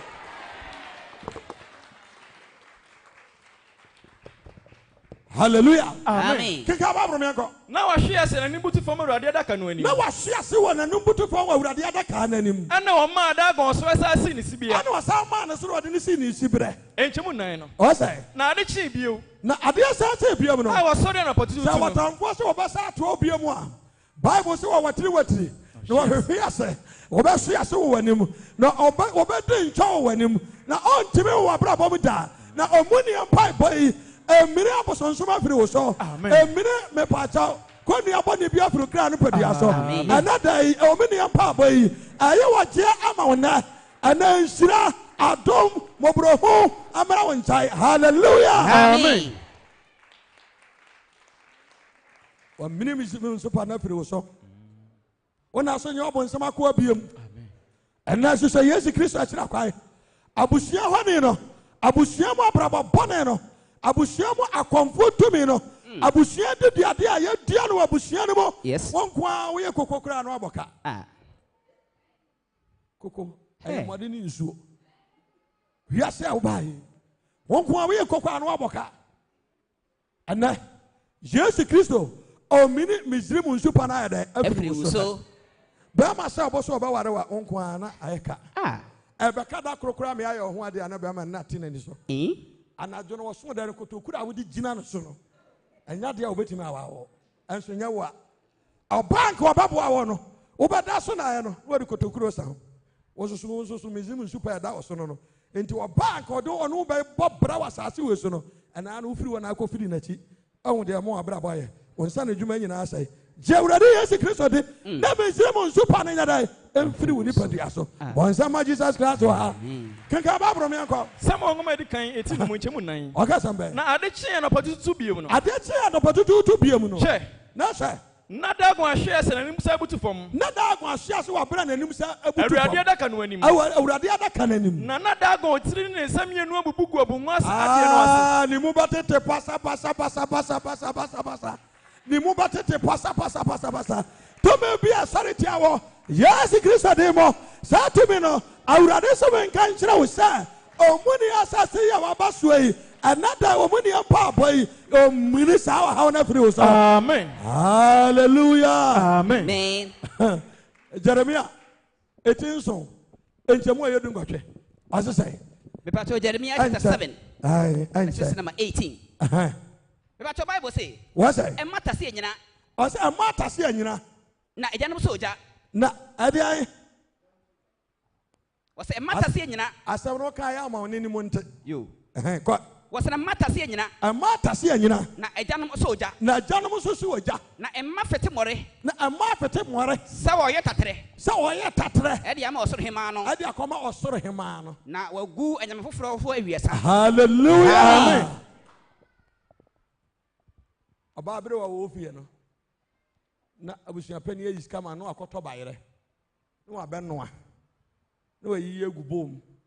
On a deco single and one could Diana. Or I not intimacy of Gunukum. Or friend is a Bama Diana. Or Bapenny Diana Coma. Nananum. Whom you hear you. Whom you hear and a cray back of it. Now you someone trading upon to a bond of Stony assassin. Oh, you could your pet. Upisano, or quite sorry, as my choir can. Hey. Hallelujah. Amen. Mimu wa mwani mtia. Hey. Okwa sara he was called Roman. Mimu wa mwani mtia. Na me pasa me ka wo sa. Woni pa bia wo be ye honi asom no. Woni pa bia wo be go nsa. Awo nkonya so. Wo be go nsa. Awo asase we so. Onyankopon se wo hwie sa no ehuru no po. Ano kura ye ba akopɛ. O ka no kura kire wo nua na mama so amomo. So obi ye wa hene wa ha o mane ha no. We pama kawrade no kura kire no. Obi di ka bedi hene. Solomon bedi hene. Solomon antie akutu antino na wiye no owu basa. Me pa cho David bedi hene. David tra konwa so. Wa hu sada. Wa nkuma kokwa da. Wa ncho wo dwa da. Na so David ahene no eginai. Yes. Won sa mawrade wa. Wo se kese pa. Ahen 70. Won hwa manso a ewo musuam. Ahen 70. Me pa cha mo me hwa anipa etuduro kum krofo ma. Akonya nso nya age so bi so chini yem. Iso obi di asipimsi wo na watra so. Anya ho ne yanam. Yemfa ho nto ho. Jeremiah 10 verse 1. What's that? Jeremiah chapter 10. Yes. Verse number 1. What's that? Israel fie. Munti asama Awurade ka kire mo. Ana Israel fie munti asama Awurade se men ka kire mo nei. Sadi Awurade sie ni. Sadi Awurade se men ka kire mo nei. Ema munsua amama kwan. Aya ma munsua manama kwan. Na munsuro osoro sankire. Aya munsuro osoro sankire ne. Aya ma munsuro se mo baka no kura kire nipa. Na amama ne soro we. Onyankopon da hwe nipa o. Nka me. Yidi nka me ya hwe iwom. Nanu odi fo preacher manage so na me wura ho. Wo se wo kentene wo ho a. Masa wan kentene ho a wata de ho e hye wo ye ba woro. Me kan kora kire wo ne. Nipa bi ho Nyankopon se na ta de papa. Enso obeduru asase we so no. Abonsamfo ayire no woro. E de atade fi ase no. O ye bibi enya yie. Enti na Joshua no ye kofoni. Anso so wase woni genti a wo hwuma firi gem. Atade fi no ase no mongro. Namo sana tarifita. Wonsema Kristo Yesu wa. Ana sababa ho kwaya. Awurade be shawa tarifita. Na mezremo nso pa dawso a. Enipa bu animtia. Yemfa wonya he no. Nka me abusua mu kan fa me nya he cause minister. Ahofa nso me ho nya fe. Wadi ase. Mafu na so. Jeme so amen. Amen. Afukasi nso he nkromo nko a. Wadi ase.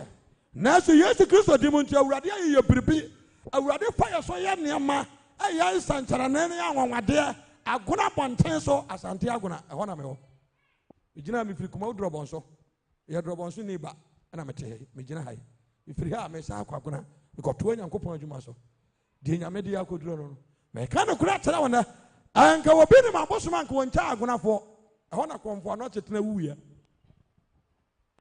kɔmfo no tefira wukuga me pasa me ka no kura kyerɛ wona asantefo kɔmfo no tenya santini o kɔmfo no te wonya santini sɛ me boa mo nka kyerɛ me ofira wukuga what I say enkontompo ane no kura sɛ ade ani hɔ yebitimi atwa nkontompo mana yɛ pɛ okeka ne yɛ boafu jeme so amen amen kɔmfo no te obato anim sawonom ɛwɔ me pacha agona bonten so kɔmfo no te ɔdasani ana kyerɛ ɔkyerɛ na tiwade ɛnam wɔ baa so sɛdeɛ Samson nam wɔ baa so ma Samson hunu amane no ɔbaa na twi apatrɛ wotwi o ɛna wɔde fra nkwaa no nti wo hunu yi mun kase nyina to no bo ase ade na emse na yewrewre hallelujah amen o twi di fra aye ɛna wɔde maa no enti bra o mo kɔ no so kwa yere no no ɔka ne ho ba bi enye yie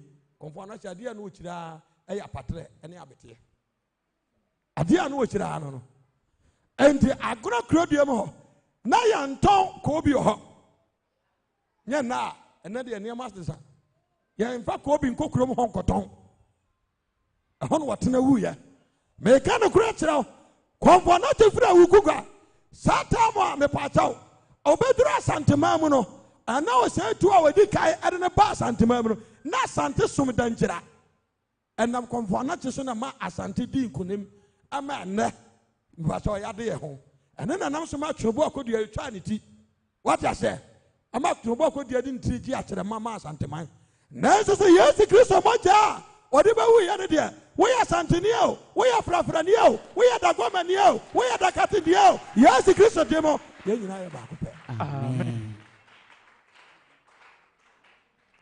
enti wɔn nam akɔm so asisi yɛn wɔn nam akɔm so adaadaa yɛn enti ɛnɛ bebrebe ɛfra wɔn so wɔn yɛ diifoɔ ɛnso wɔn yɛ akɔmfoɔ mɛka ne kora kyerɛ wɔn dɛ odiifoɔ bi a wohu asra odiifoɔ biara a wode aha so w'ani odiifoɔ bi a woyi so taame awu bepakyɛw woyɛ kɔmfoɔ mɛka kyerɛ wɔn dɛ woyɛ Nyankopɔn odiifoɔ wodi agorɔ w'ani bɛfira akɔduru berɛ bi gyeme so amen amen mɛka wurade asoma kyerɛ nyame ma mo a mote TikTok a mode gyidi ataadeɛ di nkwasi asɛm no mo nsakra mo adwen mɛka ne kora kyerɛ nyame ma ebinom mo a mote yɛ nyinaa yɛka kyerɛ mo wokɔ TikTok na obi di gyidi ataadeɛ wei ɛdi nkwasi asɛm bi a ɛnyɛ gyidi papa True Faith Church International a me pato bi wo sokɔ wa wool village ha pato ye mo sa abra no me ka no kura kyerɛ wona ankrofo bi adidi nsɛm hu ye tu wo mo fra sɔre ne mu ɛna wo de nsekai ne nkotokuro ɛna wo de akɔtra social media ɛna wo di nsɛm huru ɛsa sɔre no ya sɔre nye abra no obi a wani ya bia ne ye ka wurade no kura ye ne bosom ne chaka o pame biara Every wurade bia no betima ya adwuma ogidi asɔre mu we dia ya wani bagu ase jeme so amen amen dia na mesrem nso pa no ada so no ene omuni ye muni afiri wo so ne amen hallelujah amen kanka ba bro me ko wate Ifo yeremi angoma no waka samba eti yedu wasa enchemu miensa wasa ose na aman no atoro mu de eyedua a wotwa no kwayem ayedua a wotwa no kwayem ojumfo nsa no nwuma ojumfo nsa no adwuma a ode dade ye oyɛ ade dade na yɛ dai ɛyɛ ade dade na yɛ owia na ode dwetɛ ne sika hyehyɛ no owia na ode dwetɛ ne sika hyehyɛ no na ode nadoa ɔde nadoa bobom ɛne asaya bobom ɛne asaya bobom deɛ bɛyɛ na mpɔne deɛ bɛyɛ na mpɔne na ɔde asi hɔ kukuo na ɔde asi so na wɔka nkasa hodoɔ adawa yɛ meɛ mante aba wa me mɔgye na mebɔ awɔmampara timbɔtɔ adawa yɛ meɛ mante adawa ai adawa yɛ meɛ mante adawa o ei wɔkoma ni ai kai agyamu yɛ kalabule o enti na Nyankopɔn ma me ba mo nkyɛn no ya obi bɛte sɛ yɛse wura no oprikyiri so asom bosom da me Nyankopɔn yɛ me sɛ Mose What I say? Or the Nico Fallow fee. Who follow take us in never drew Brebiama was Sumano. I'm not going to use Ramana free Fallow and Sam. But I won't fear her. Obadiah Hodgman. Also, Uncle Paul Mamma, so I'm going to know them got tonight. A honor a Santabo Sumina to do. Hallelujah. Amen. But the master never corner here. Tiania Pow. Yes. A honor a Santabo Sumina 3 other. I walk.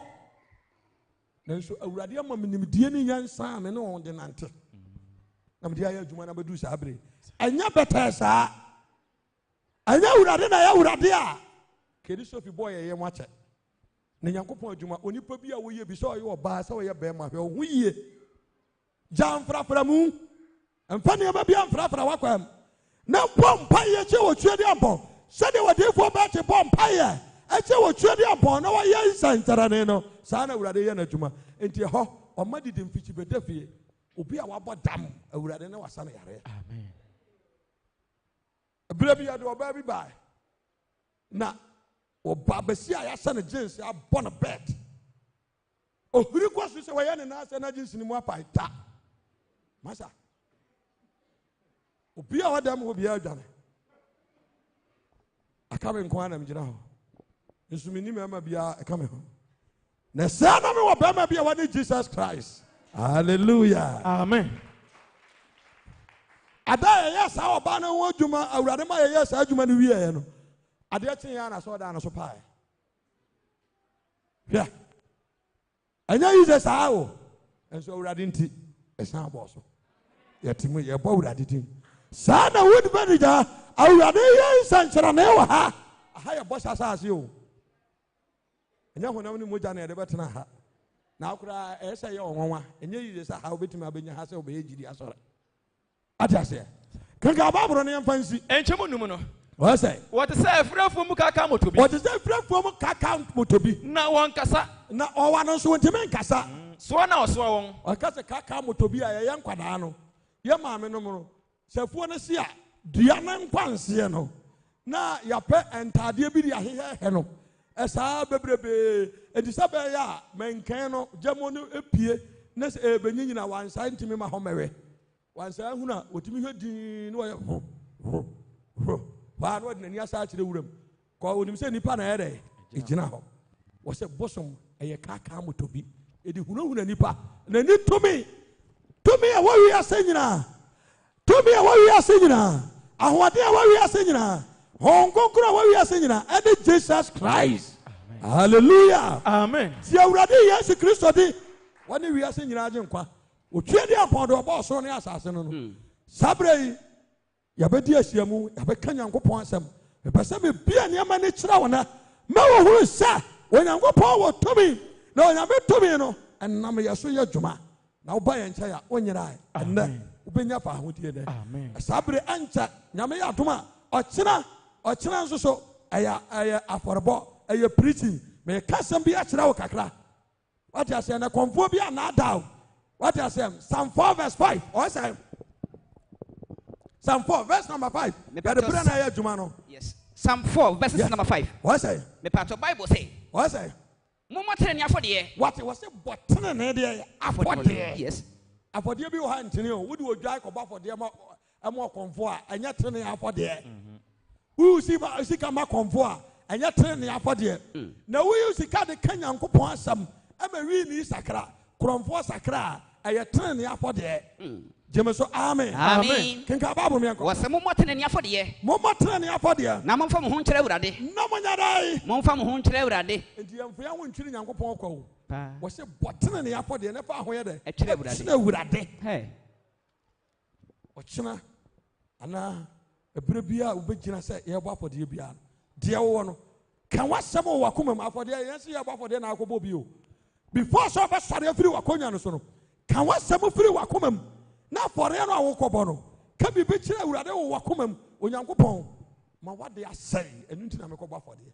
madwuma asai ntina me kobo afode me pa sha wo onko nsapan da jeme so amen amen anko ma me pa sha ba konfo nko dada o ose ba komando pa kofuma wi jira nanso wantini biara What I say? Yes. A tumpaya kasia, Usibirakata, the Menako, Usibirakata, the Menako, Kanka, Pachona, and Yanugo. Adawa ya mantiada wa mefremosi na mibo au mamparati mboto Pachona Yanugo. Hallelujah. Tell you. Yes. Kwa jai bredi. Abena ya ma koduri say. After the we as on one born hutu. Aboson so many mahwe we as ya wo. The person me kind of correct now. Na brani adaje ni ho. Kama chiro niam mu atrao. Ama wo hu sa asase we so awote no. Power ni nyina na Yesu Kristo. Power ni nyina no ajo Nyankopon. Wana soma ne doba Yesu Kristo. Ama ne pa asase so. Abaya wo giema nipa. Enti na tigare ase ni ene me kan Nyankopon asem.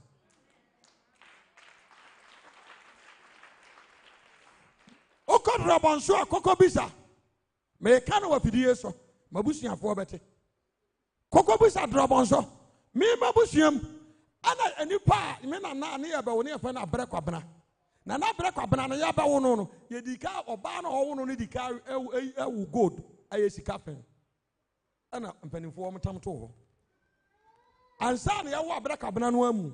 Abere kwabena na yawo no awanyiri kakra no. Edu da pane na wote mu a ya de brofo kata se ho ya de nwira asaso ne de ntum akonya fufu asi so ne ya de nanana tena so wo de sika fen ne fa de tirim se ya ne sika futu ofiri ntirim ba na basa ne ya sesagu anwira no so ne ya bɔ no boa ne ya kyekira kɔto pa cha kokɔhwɛ efie ne nyina na abubu agu no na Onyankopɔn kyerɛ ya nsa anya me pa cha anya bɔnsam sika no wɔde bɛhɛ edi sika ne nyina ebi anka busua ne mu obia so ofa bia nyamane obia bia bi kodi mu bia wa mane hunu ebia ne afrafra ebia wuwu sika futuro masa anya fake o mena me ka kyerɛ o what I say te me ka bo sonsom ho asɛm akyerɛ wa twɔwo firi bɔne ho twɔwo firi bo sonsom ho somo Nyankopɔn otue di ampɔn do bɔ so ne asase no wɔne na asoma ne dɔba Yesu Kristo ana wasoma ne dɔba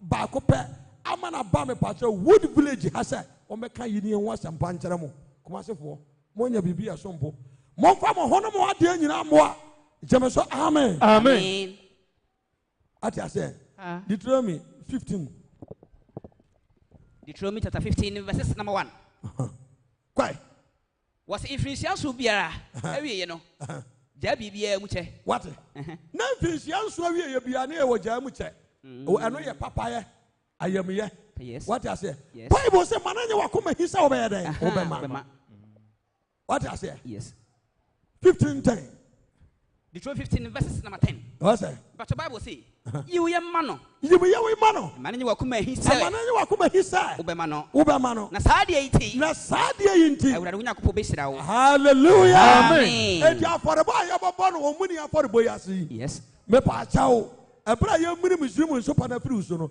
amane nyi wakoma hisa obema na saade wenti awurade bɛyɛ ebesira wo obɛdom obɛyɛ ho nsankyerɛ amen hallelujah amen once my Jesus Christ can see power ha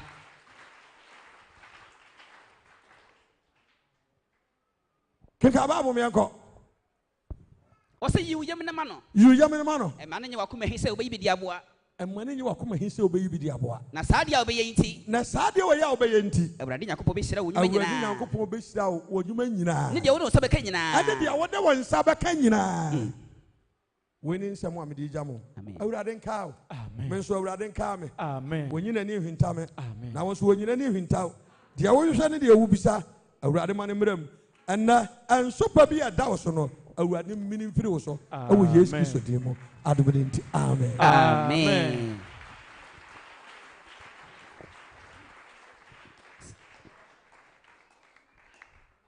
Koswa bo nsɛm kɛseɛ paa sɛneɛ ka kyerɛ onyame nipa yi o ɛwɔ fɔm pagya nsa nifa no sɛneɛ ka kyerɛ no awurade nhyira no na wɔnyɛ ne deɛ amehyira no paa ɔgyere nyame asɛm so atu yɛfo bebree ayɛ mpaabɔ ha na yɛ mpaabɔ wei deɛ Awurade bɛyɛ nsɛnkyerɛnne ama yɛn. Woka amen nya hɔ. Ayi mafabra. Announcement na aka ne deɛ ɔmpanifoɔ no hɔ. Sabri sɛdeɛ baeɛ no no a sɛ Onyankopɔn yɛ adom a ɛkyerɛ na yes bɔ yɛafɔ de kɛseɛ no ɛde asɔpɔte dwumadi no a yɛdi no nti ɛno na ɔpirikyi a ɔkaa ho asɛm kyerɛ yɛ nyinaa nti yɛpapa nom ɛnɛ deɛ ɔde baa sɛ ɔde bɛbɔ Awurade adwuma no ɛpakyɛ wobɛtumi de aba abɛtom Awurade bɛhyira wo na Nyame adom a ɔkyena deɛ afɔrebɔ kyenkyenkyenkye paa a Onyankopɔn nam so ɛbɛhyira ne ma apagya ne ma Nyame hyira mo. International Sokoban Wood Village First Boiler Junction Otihini Asase so ɛhɔ na wobɛnya asomdwie ama okra abusua bi wɔ hɔ a wɔn mu nyini nkyɛ ebi wɔ hɔ a awɔre anim abusua bi nso yiedie abɔ wɔn ne nyinaa firidie wɔn nso abusua no emu nsɛm te sɛn sɛ wɔyɛ krado sɛ bɛwoso ne nyinaa agu a wɔyɛ Gilgal Season 2 Omuni Empire kɛseɛ kɔmuni mu ni wɔ asase ne so bubu nkonnua ɛnanson Empire akamkyene ɛne Mega Watch Night a tumi ne ogya di akyire ɛwɔ True Faith Church International Sokoban Wood Village First Boiler Junction asɔfoɔ ne adinfo ahodoɔ a wɔde wɔn nimonyam wɔn tumi ɛne wɔn nwosra ɛbɛta adwumadi akyi ɛnie Apostle Samuel Owusu Boateng General Secretary Apostle Peter Mensah Ashanti West Regional Pastor Apostle Paul Ban Kwawu Biposu B District Pastor Isaac Opoku Newton Zonal Pastor Kote Prophet Peter Amua Abrepo District Head of Prophets Prophet Joseph Okodie Aduajiri Zonal Head of Prophets Deacon Samuel Frimpong City Summit Ashefa Branch Prophet David Owusu Koforidia Prophet Benjamin Akoto Macro Prophet Paul Boadu dwumadi ni mpɔmpɔn so ni nyinaa na Awurade bɛhyira wo.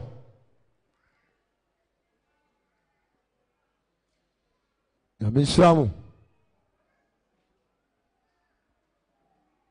Buakwa Macro, Onyame nipa, Jumade nyina siri na so, ani evangelist, prophet, deacon, Jacob Berchi, Ashanti West Region Head of Evangelism, Omuni Empire Bokasie, Eshasie, Sunday, 6, Ekosi Saturday, 12 April 2025, Anapa Nonkron, Ekosi Awia Nom Yensa, Debia, Asem Daso, Yefi Joshua Nguma, Eche Enum, Niimu Enkron, na Awurade ka kyerɛ Joshua se, ene mamuni Mizrim en Super Afrimuso, enunti wofra ho Gilgal, di besi eneyara, kwa sieda yumre no, aya deliverance session and Mega Watch Night no so aya Friday 11 April anaju nondu kosi sa de bechi share so say jumadi nyina echi ukwada bia so yempaibo edano Bethel asasi be sheki from 0243819756 and 0249983311 nejinchemu Gilgal Season 2 Omuni Empire kasie komuni muni wa asasi ne so bubu nkonua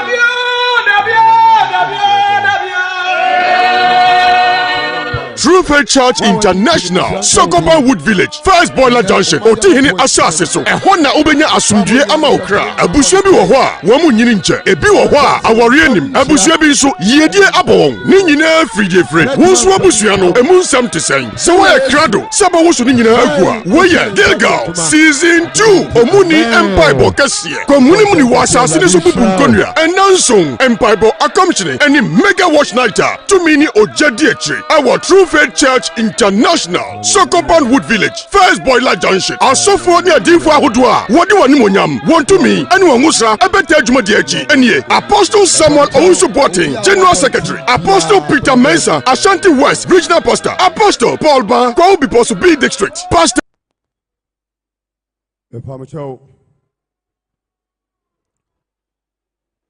Ihu Nyankopɔn yɛ adom a ɔkyena mpaebɔ no ɛyɛ soronko ɔkyena regional secretary a ɔwɔ True Faith Church ma ɔbɛba ha regional pastor bɛba na mpanimfoɔ nso bɛba abɛka no ɔbɔ dwumadi akyi dɔm na yɛhyɛ aseɛ no ɛma mo nya no nteɛ sɛ Kristo yi adoma wo kyena bɛbɔ afɔdeɛ wɔ dɛm a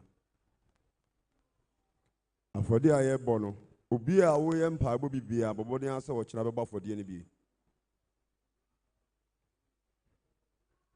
ɛkyena yɛ anibere da mpaebɔ a yɛbɔ no deɛ ɛma yɛhu Onyankopɔn ne monyam ɛyɛ afɔrebɔ nti mpaebɔ biara sɛ wode si hɔ na eduru bere a afɔrebɔ a ɛwɔ botaeɛ ɛbɛ mu a obi a ɔbɔ bibiara no ehu Onyankopɔn ne monyam nti ɔhaw a wode abɛwura ɔmu ne mpaebɔ kɛseɛ mu no ɛno na Kristo yi adom a ɔkyena wodi gyina so abɔ afɔdeɛ yi bie afɔdeɛ a yɛbɔ no yɛde sika no ɛkɔka nyamesɛm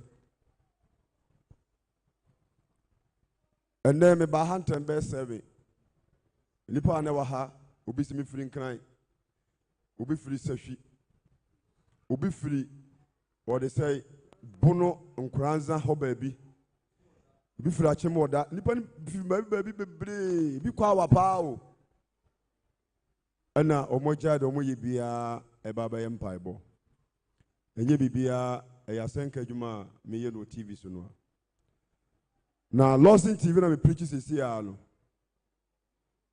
mo mba mpaebɔ deɛ da bia meka kyɛm bosom bia ɔmo gye me 200 million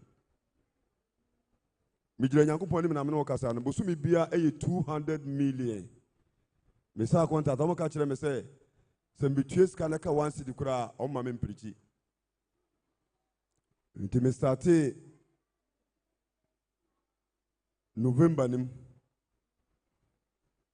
you see matua 1 billion 100 Ghana cedis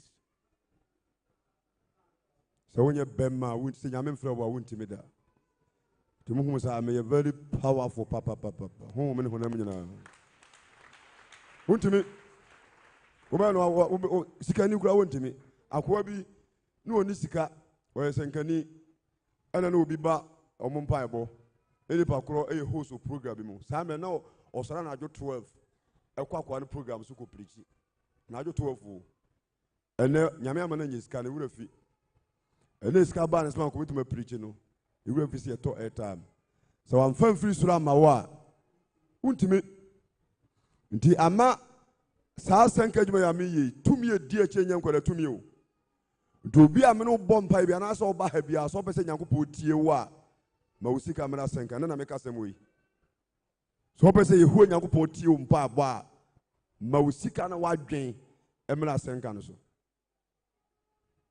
ebi so se ka asem no a ensankyerani bedi achi nti obi a obie na komam eboa asanka dwuma ne bia no ebo mpa ye ma no na Nyankopɔn tie nti wo kyena e baba for de no e de be free 10,000 Ghana na me say 5,000 ba me join 5,000 is sure you can hear 5,000 sure and you bought 10,000 so eso obi here dey obi so de be ka scan wa the nyame bo a wo kyena for de if you free 10,000 Ghana is can sika 100 million near about 50 million near about 40 million 30 20 10 near about 5 china nye 20 25 for some kura me pesa de no kwa china kwa say on kura ba mambu kura fu kura de be ba kura nye to bia mo bo ano ye no mo ye mpabo yi kwasiara hwe nipa ebegu a esa kura obu an ha ne say nipa pa egu ase ne ma fode hu mo na aka kire me aka kire ye say me yedwumadi bia ma me mfa fode boni kai se mbese nya me tumi di adwuma me ye na chi a ma me mfa fode boni kai kwasiara nipa e ba ha no mo ha be se saa mienu na ba kwasiara no kesika be na nkenya but esi etie honkonko kasa so ɔte ase sɛ de be ya onyame honhom be dai ebedi adwuma na chi nti se kwa bie se e ba fode no a fa ho wuram nti ko bobo awon na wo kyena me pawo nti odifo bechi bomidin odifo Jacob bechi ni nyame sɛm a wone na senkafo na ene na kenkafo e ka no Onyankopɔn me diska we kwa akoba fode ni bi me pese me tu kwai bi kwa ma me ye da bia na e kasa tenten o so de ase Ebi ane kasa tenten. Me pawo. Otwedi ampo. Odifo ba chi nyamsema wo kan no. Me discover ko ba fo ni maminya wo. Maminya wade. Me yare samyade. Me peba. Gina obutaya wudi awura omuni mpa boy. Na kire nyame yadoma faade. Pa ba fo de ni bi. Enya honko awo. Mama Bramford akọ Ejapa TV or preach 2 months ni 120 million. Doctor Suko what they say Kintom also preach 2 months and 90 million. So they say a former Sangafu preacher Kaya Bonyagoro. It's how come Mikav TV ne PH1 TV carry because say in CB and boy is papa. Yes, spending money our ejuma ye mu. But me say obia o support ye bia no yehu nyankopon onya wo kwada tinyame yadoma ochina boboa ho ebofodi ni bi ni nyi sika no mfanto a asempaka djuma no ehira nka nyankopon de da nto ochina akwankyena so ho a ebeye honhom ne se yempe pano na yemfa nwosra emfo pano no empanifo mompa yengu pano so din no nyankopon tumi metrem na okra bi obedi pano ni bibia so wo yade kura yade ne ntimi nko nyankopon besa wo yade so be so tu kwa wo nyankopon be dey oduma sem ko yi a wo nyankopon be dey di pano na to ni peduam se kunkuru na electrify moja no na tumi na bie na fi kwa ni bie bon se man Yesu Kristo yambo china be make sure say obia be di pan no be di ne kwa o ba for the answer na wadi pastor make chira monti bi ate bi abobo because ebe me ya pass me sore me menda be du me menda na adjonament man call Lost in TV ebe me ya pass ebe me cry ya pass me sore ko sera no pa ko sera bi ya me sore 4:30 ma bobo amana me ko na mantimi anko picture Lost in TV ebe me cry ya pa nti BBSM yi bi ya me de ato ho me kanya anko pa asem nti mo support no ehire bi ese bi ebeba nti nyambo a wo chena fa de wo hwehwe no begina so e ka chi wo nyanko pon se wei na wo de boa robe ko akase bechi wo ka bechi nyame nemme da me de boa bechi asenka no a wo ye no Lost in TV no wo nyanko pon mesro ma mensa no odwuma nyi simple esa fe ni ebe hu nwo da bi kakra bi emre sa bie mu wo ba na ebusa wo ba e de be na de aboa adwuma no a ye ka chi nyanko pon ama na aboa wo de be ka so otimase yeah the blaso so bia open na honhom no a onyame de amaye no idi anim ka na boa nti o kyenya me boa wo boa ho uni sika opon ya TV no tu na fa pe be fa no monto o tu na me ka che no uni sika phone no dru usi for ma bia be se bia pai nipa beba ton fofo le fa boa for de abrante bi santase oba mpaibo ada na preach fa for bo to be preach wi no oso woni sika nti no watch na bo no yenye ne nton na yemfama for dey say girifo owa no girifo da bi enye oso mese monye ada mo pese nyanko bo hira me ana na se da wo ye na ahomete ne age watch ne ye ton ye di nya ye ne ye de to ye de fra for bo wunim no onye adwuma nye week papa na mai woni ma bi sha na ma na say openasem omienko akra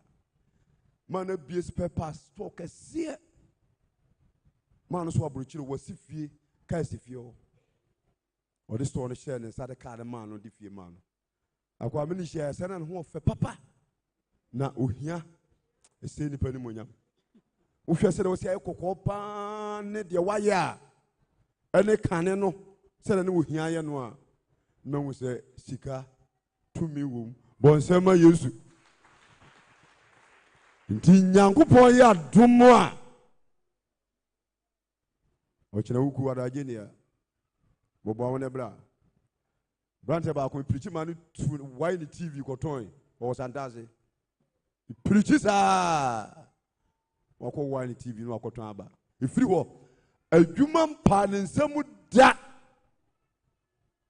da bi hyia me a so divo na mhwe Yankopɔn wotumi e ka sem chano ya munti nti nyambo a wɔkyena e pese me tukwai e pese me dwuma yeyi me pawade me pawo so te ase me yade di odi ba bia me pese me ware so ye ba be ma bia bompa ya onyo ba papa ware a abra boko yi so ko ware oba bone a onhire nyina be si ditrase saa na oba nso wanya be ma papa ware a ho nto da di wanyina nti ne yahia mu a ye mpa abo se tumi a e Onyankopɔn nche no emeboa ye Onyankopɔn so yi ne ho de kire nipa no woni obi akasa wie a ne nipa ko pese de nyame kan ne bamu a wa bafode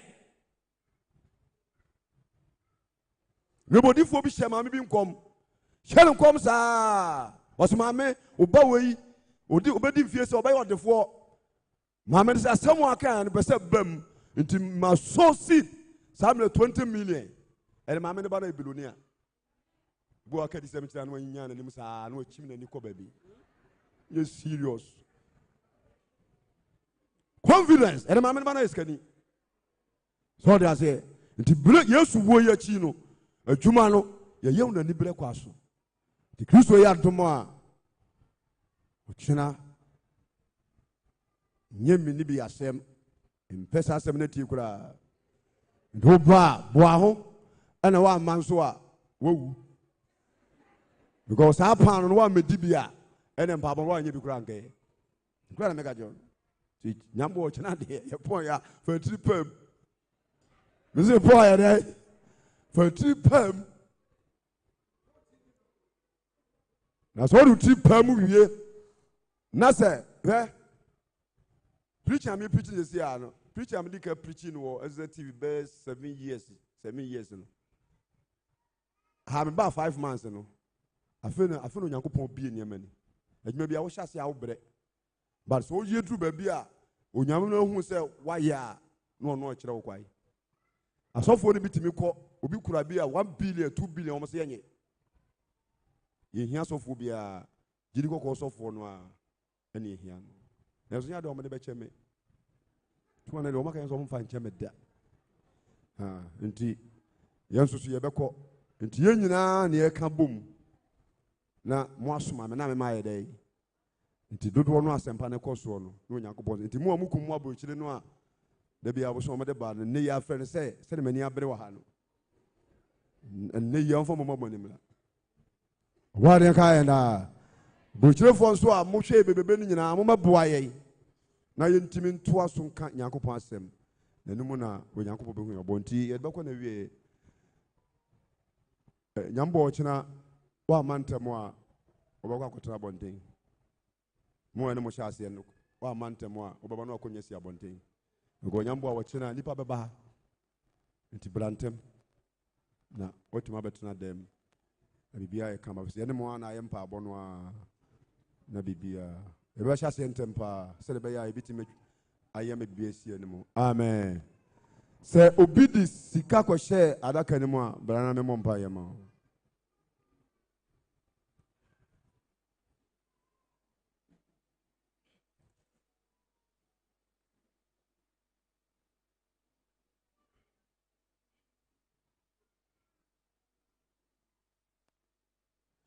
ana wana utu ya mebompa ya jidi lo Nyankopɔn ba nsankyerene wasuru ni asase wura otwedi ampo kwa ame wonu masem nyaa no kore wo se emfase dafo de emmo ni ntu abo ade emma na yemfire wo hia dem na abaji yeso na enso ya hye woni monyam nti ma wo atu anamo no bia obotaye a odi awura mpa abom de wo hwe firi wo nkyai to mona mu ntu me sɛ otie mo mpa ebo mema nso atu anamo no osuru ni asase wura obi aso ne botaye nti mesrɛ wo so tie mo mpa ebo nkuguo no wo hawa hodo nyina da tini yatu na otwe asi hoyi te dudu a yebɔ mpa yie ma wotu me nsane na mɛyɛ nsankyerɛne na kwai mie bie ne nhye obo ade ne monyam da amen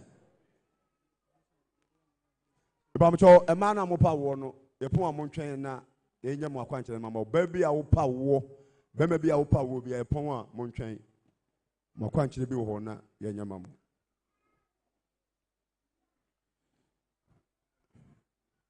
Nti ɛmɛma bɛsɔre na ma akoto yɛde akɔ na wie. Mepamukyɛw ya mo mpaeɛ.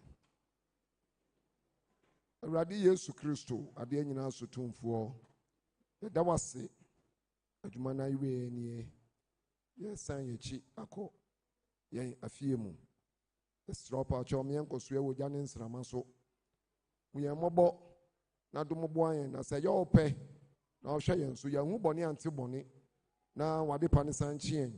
Ne yɛsan bɛdi nhyiamu bi ewu a yɛbɛto dwuma agye wo din ayɛ akamfo wo din.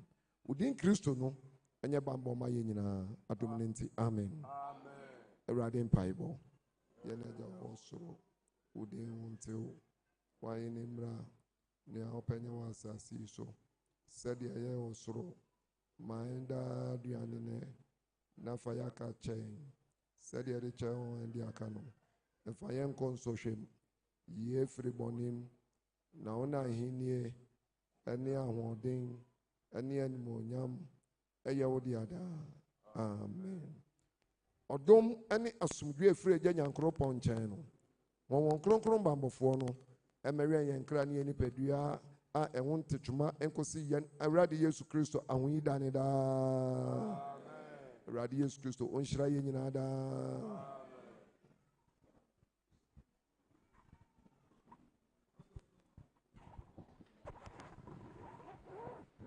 Ami aduma achina bomodin se obeba entem. Bo modin se obeba entem.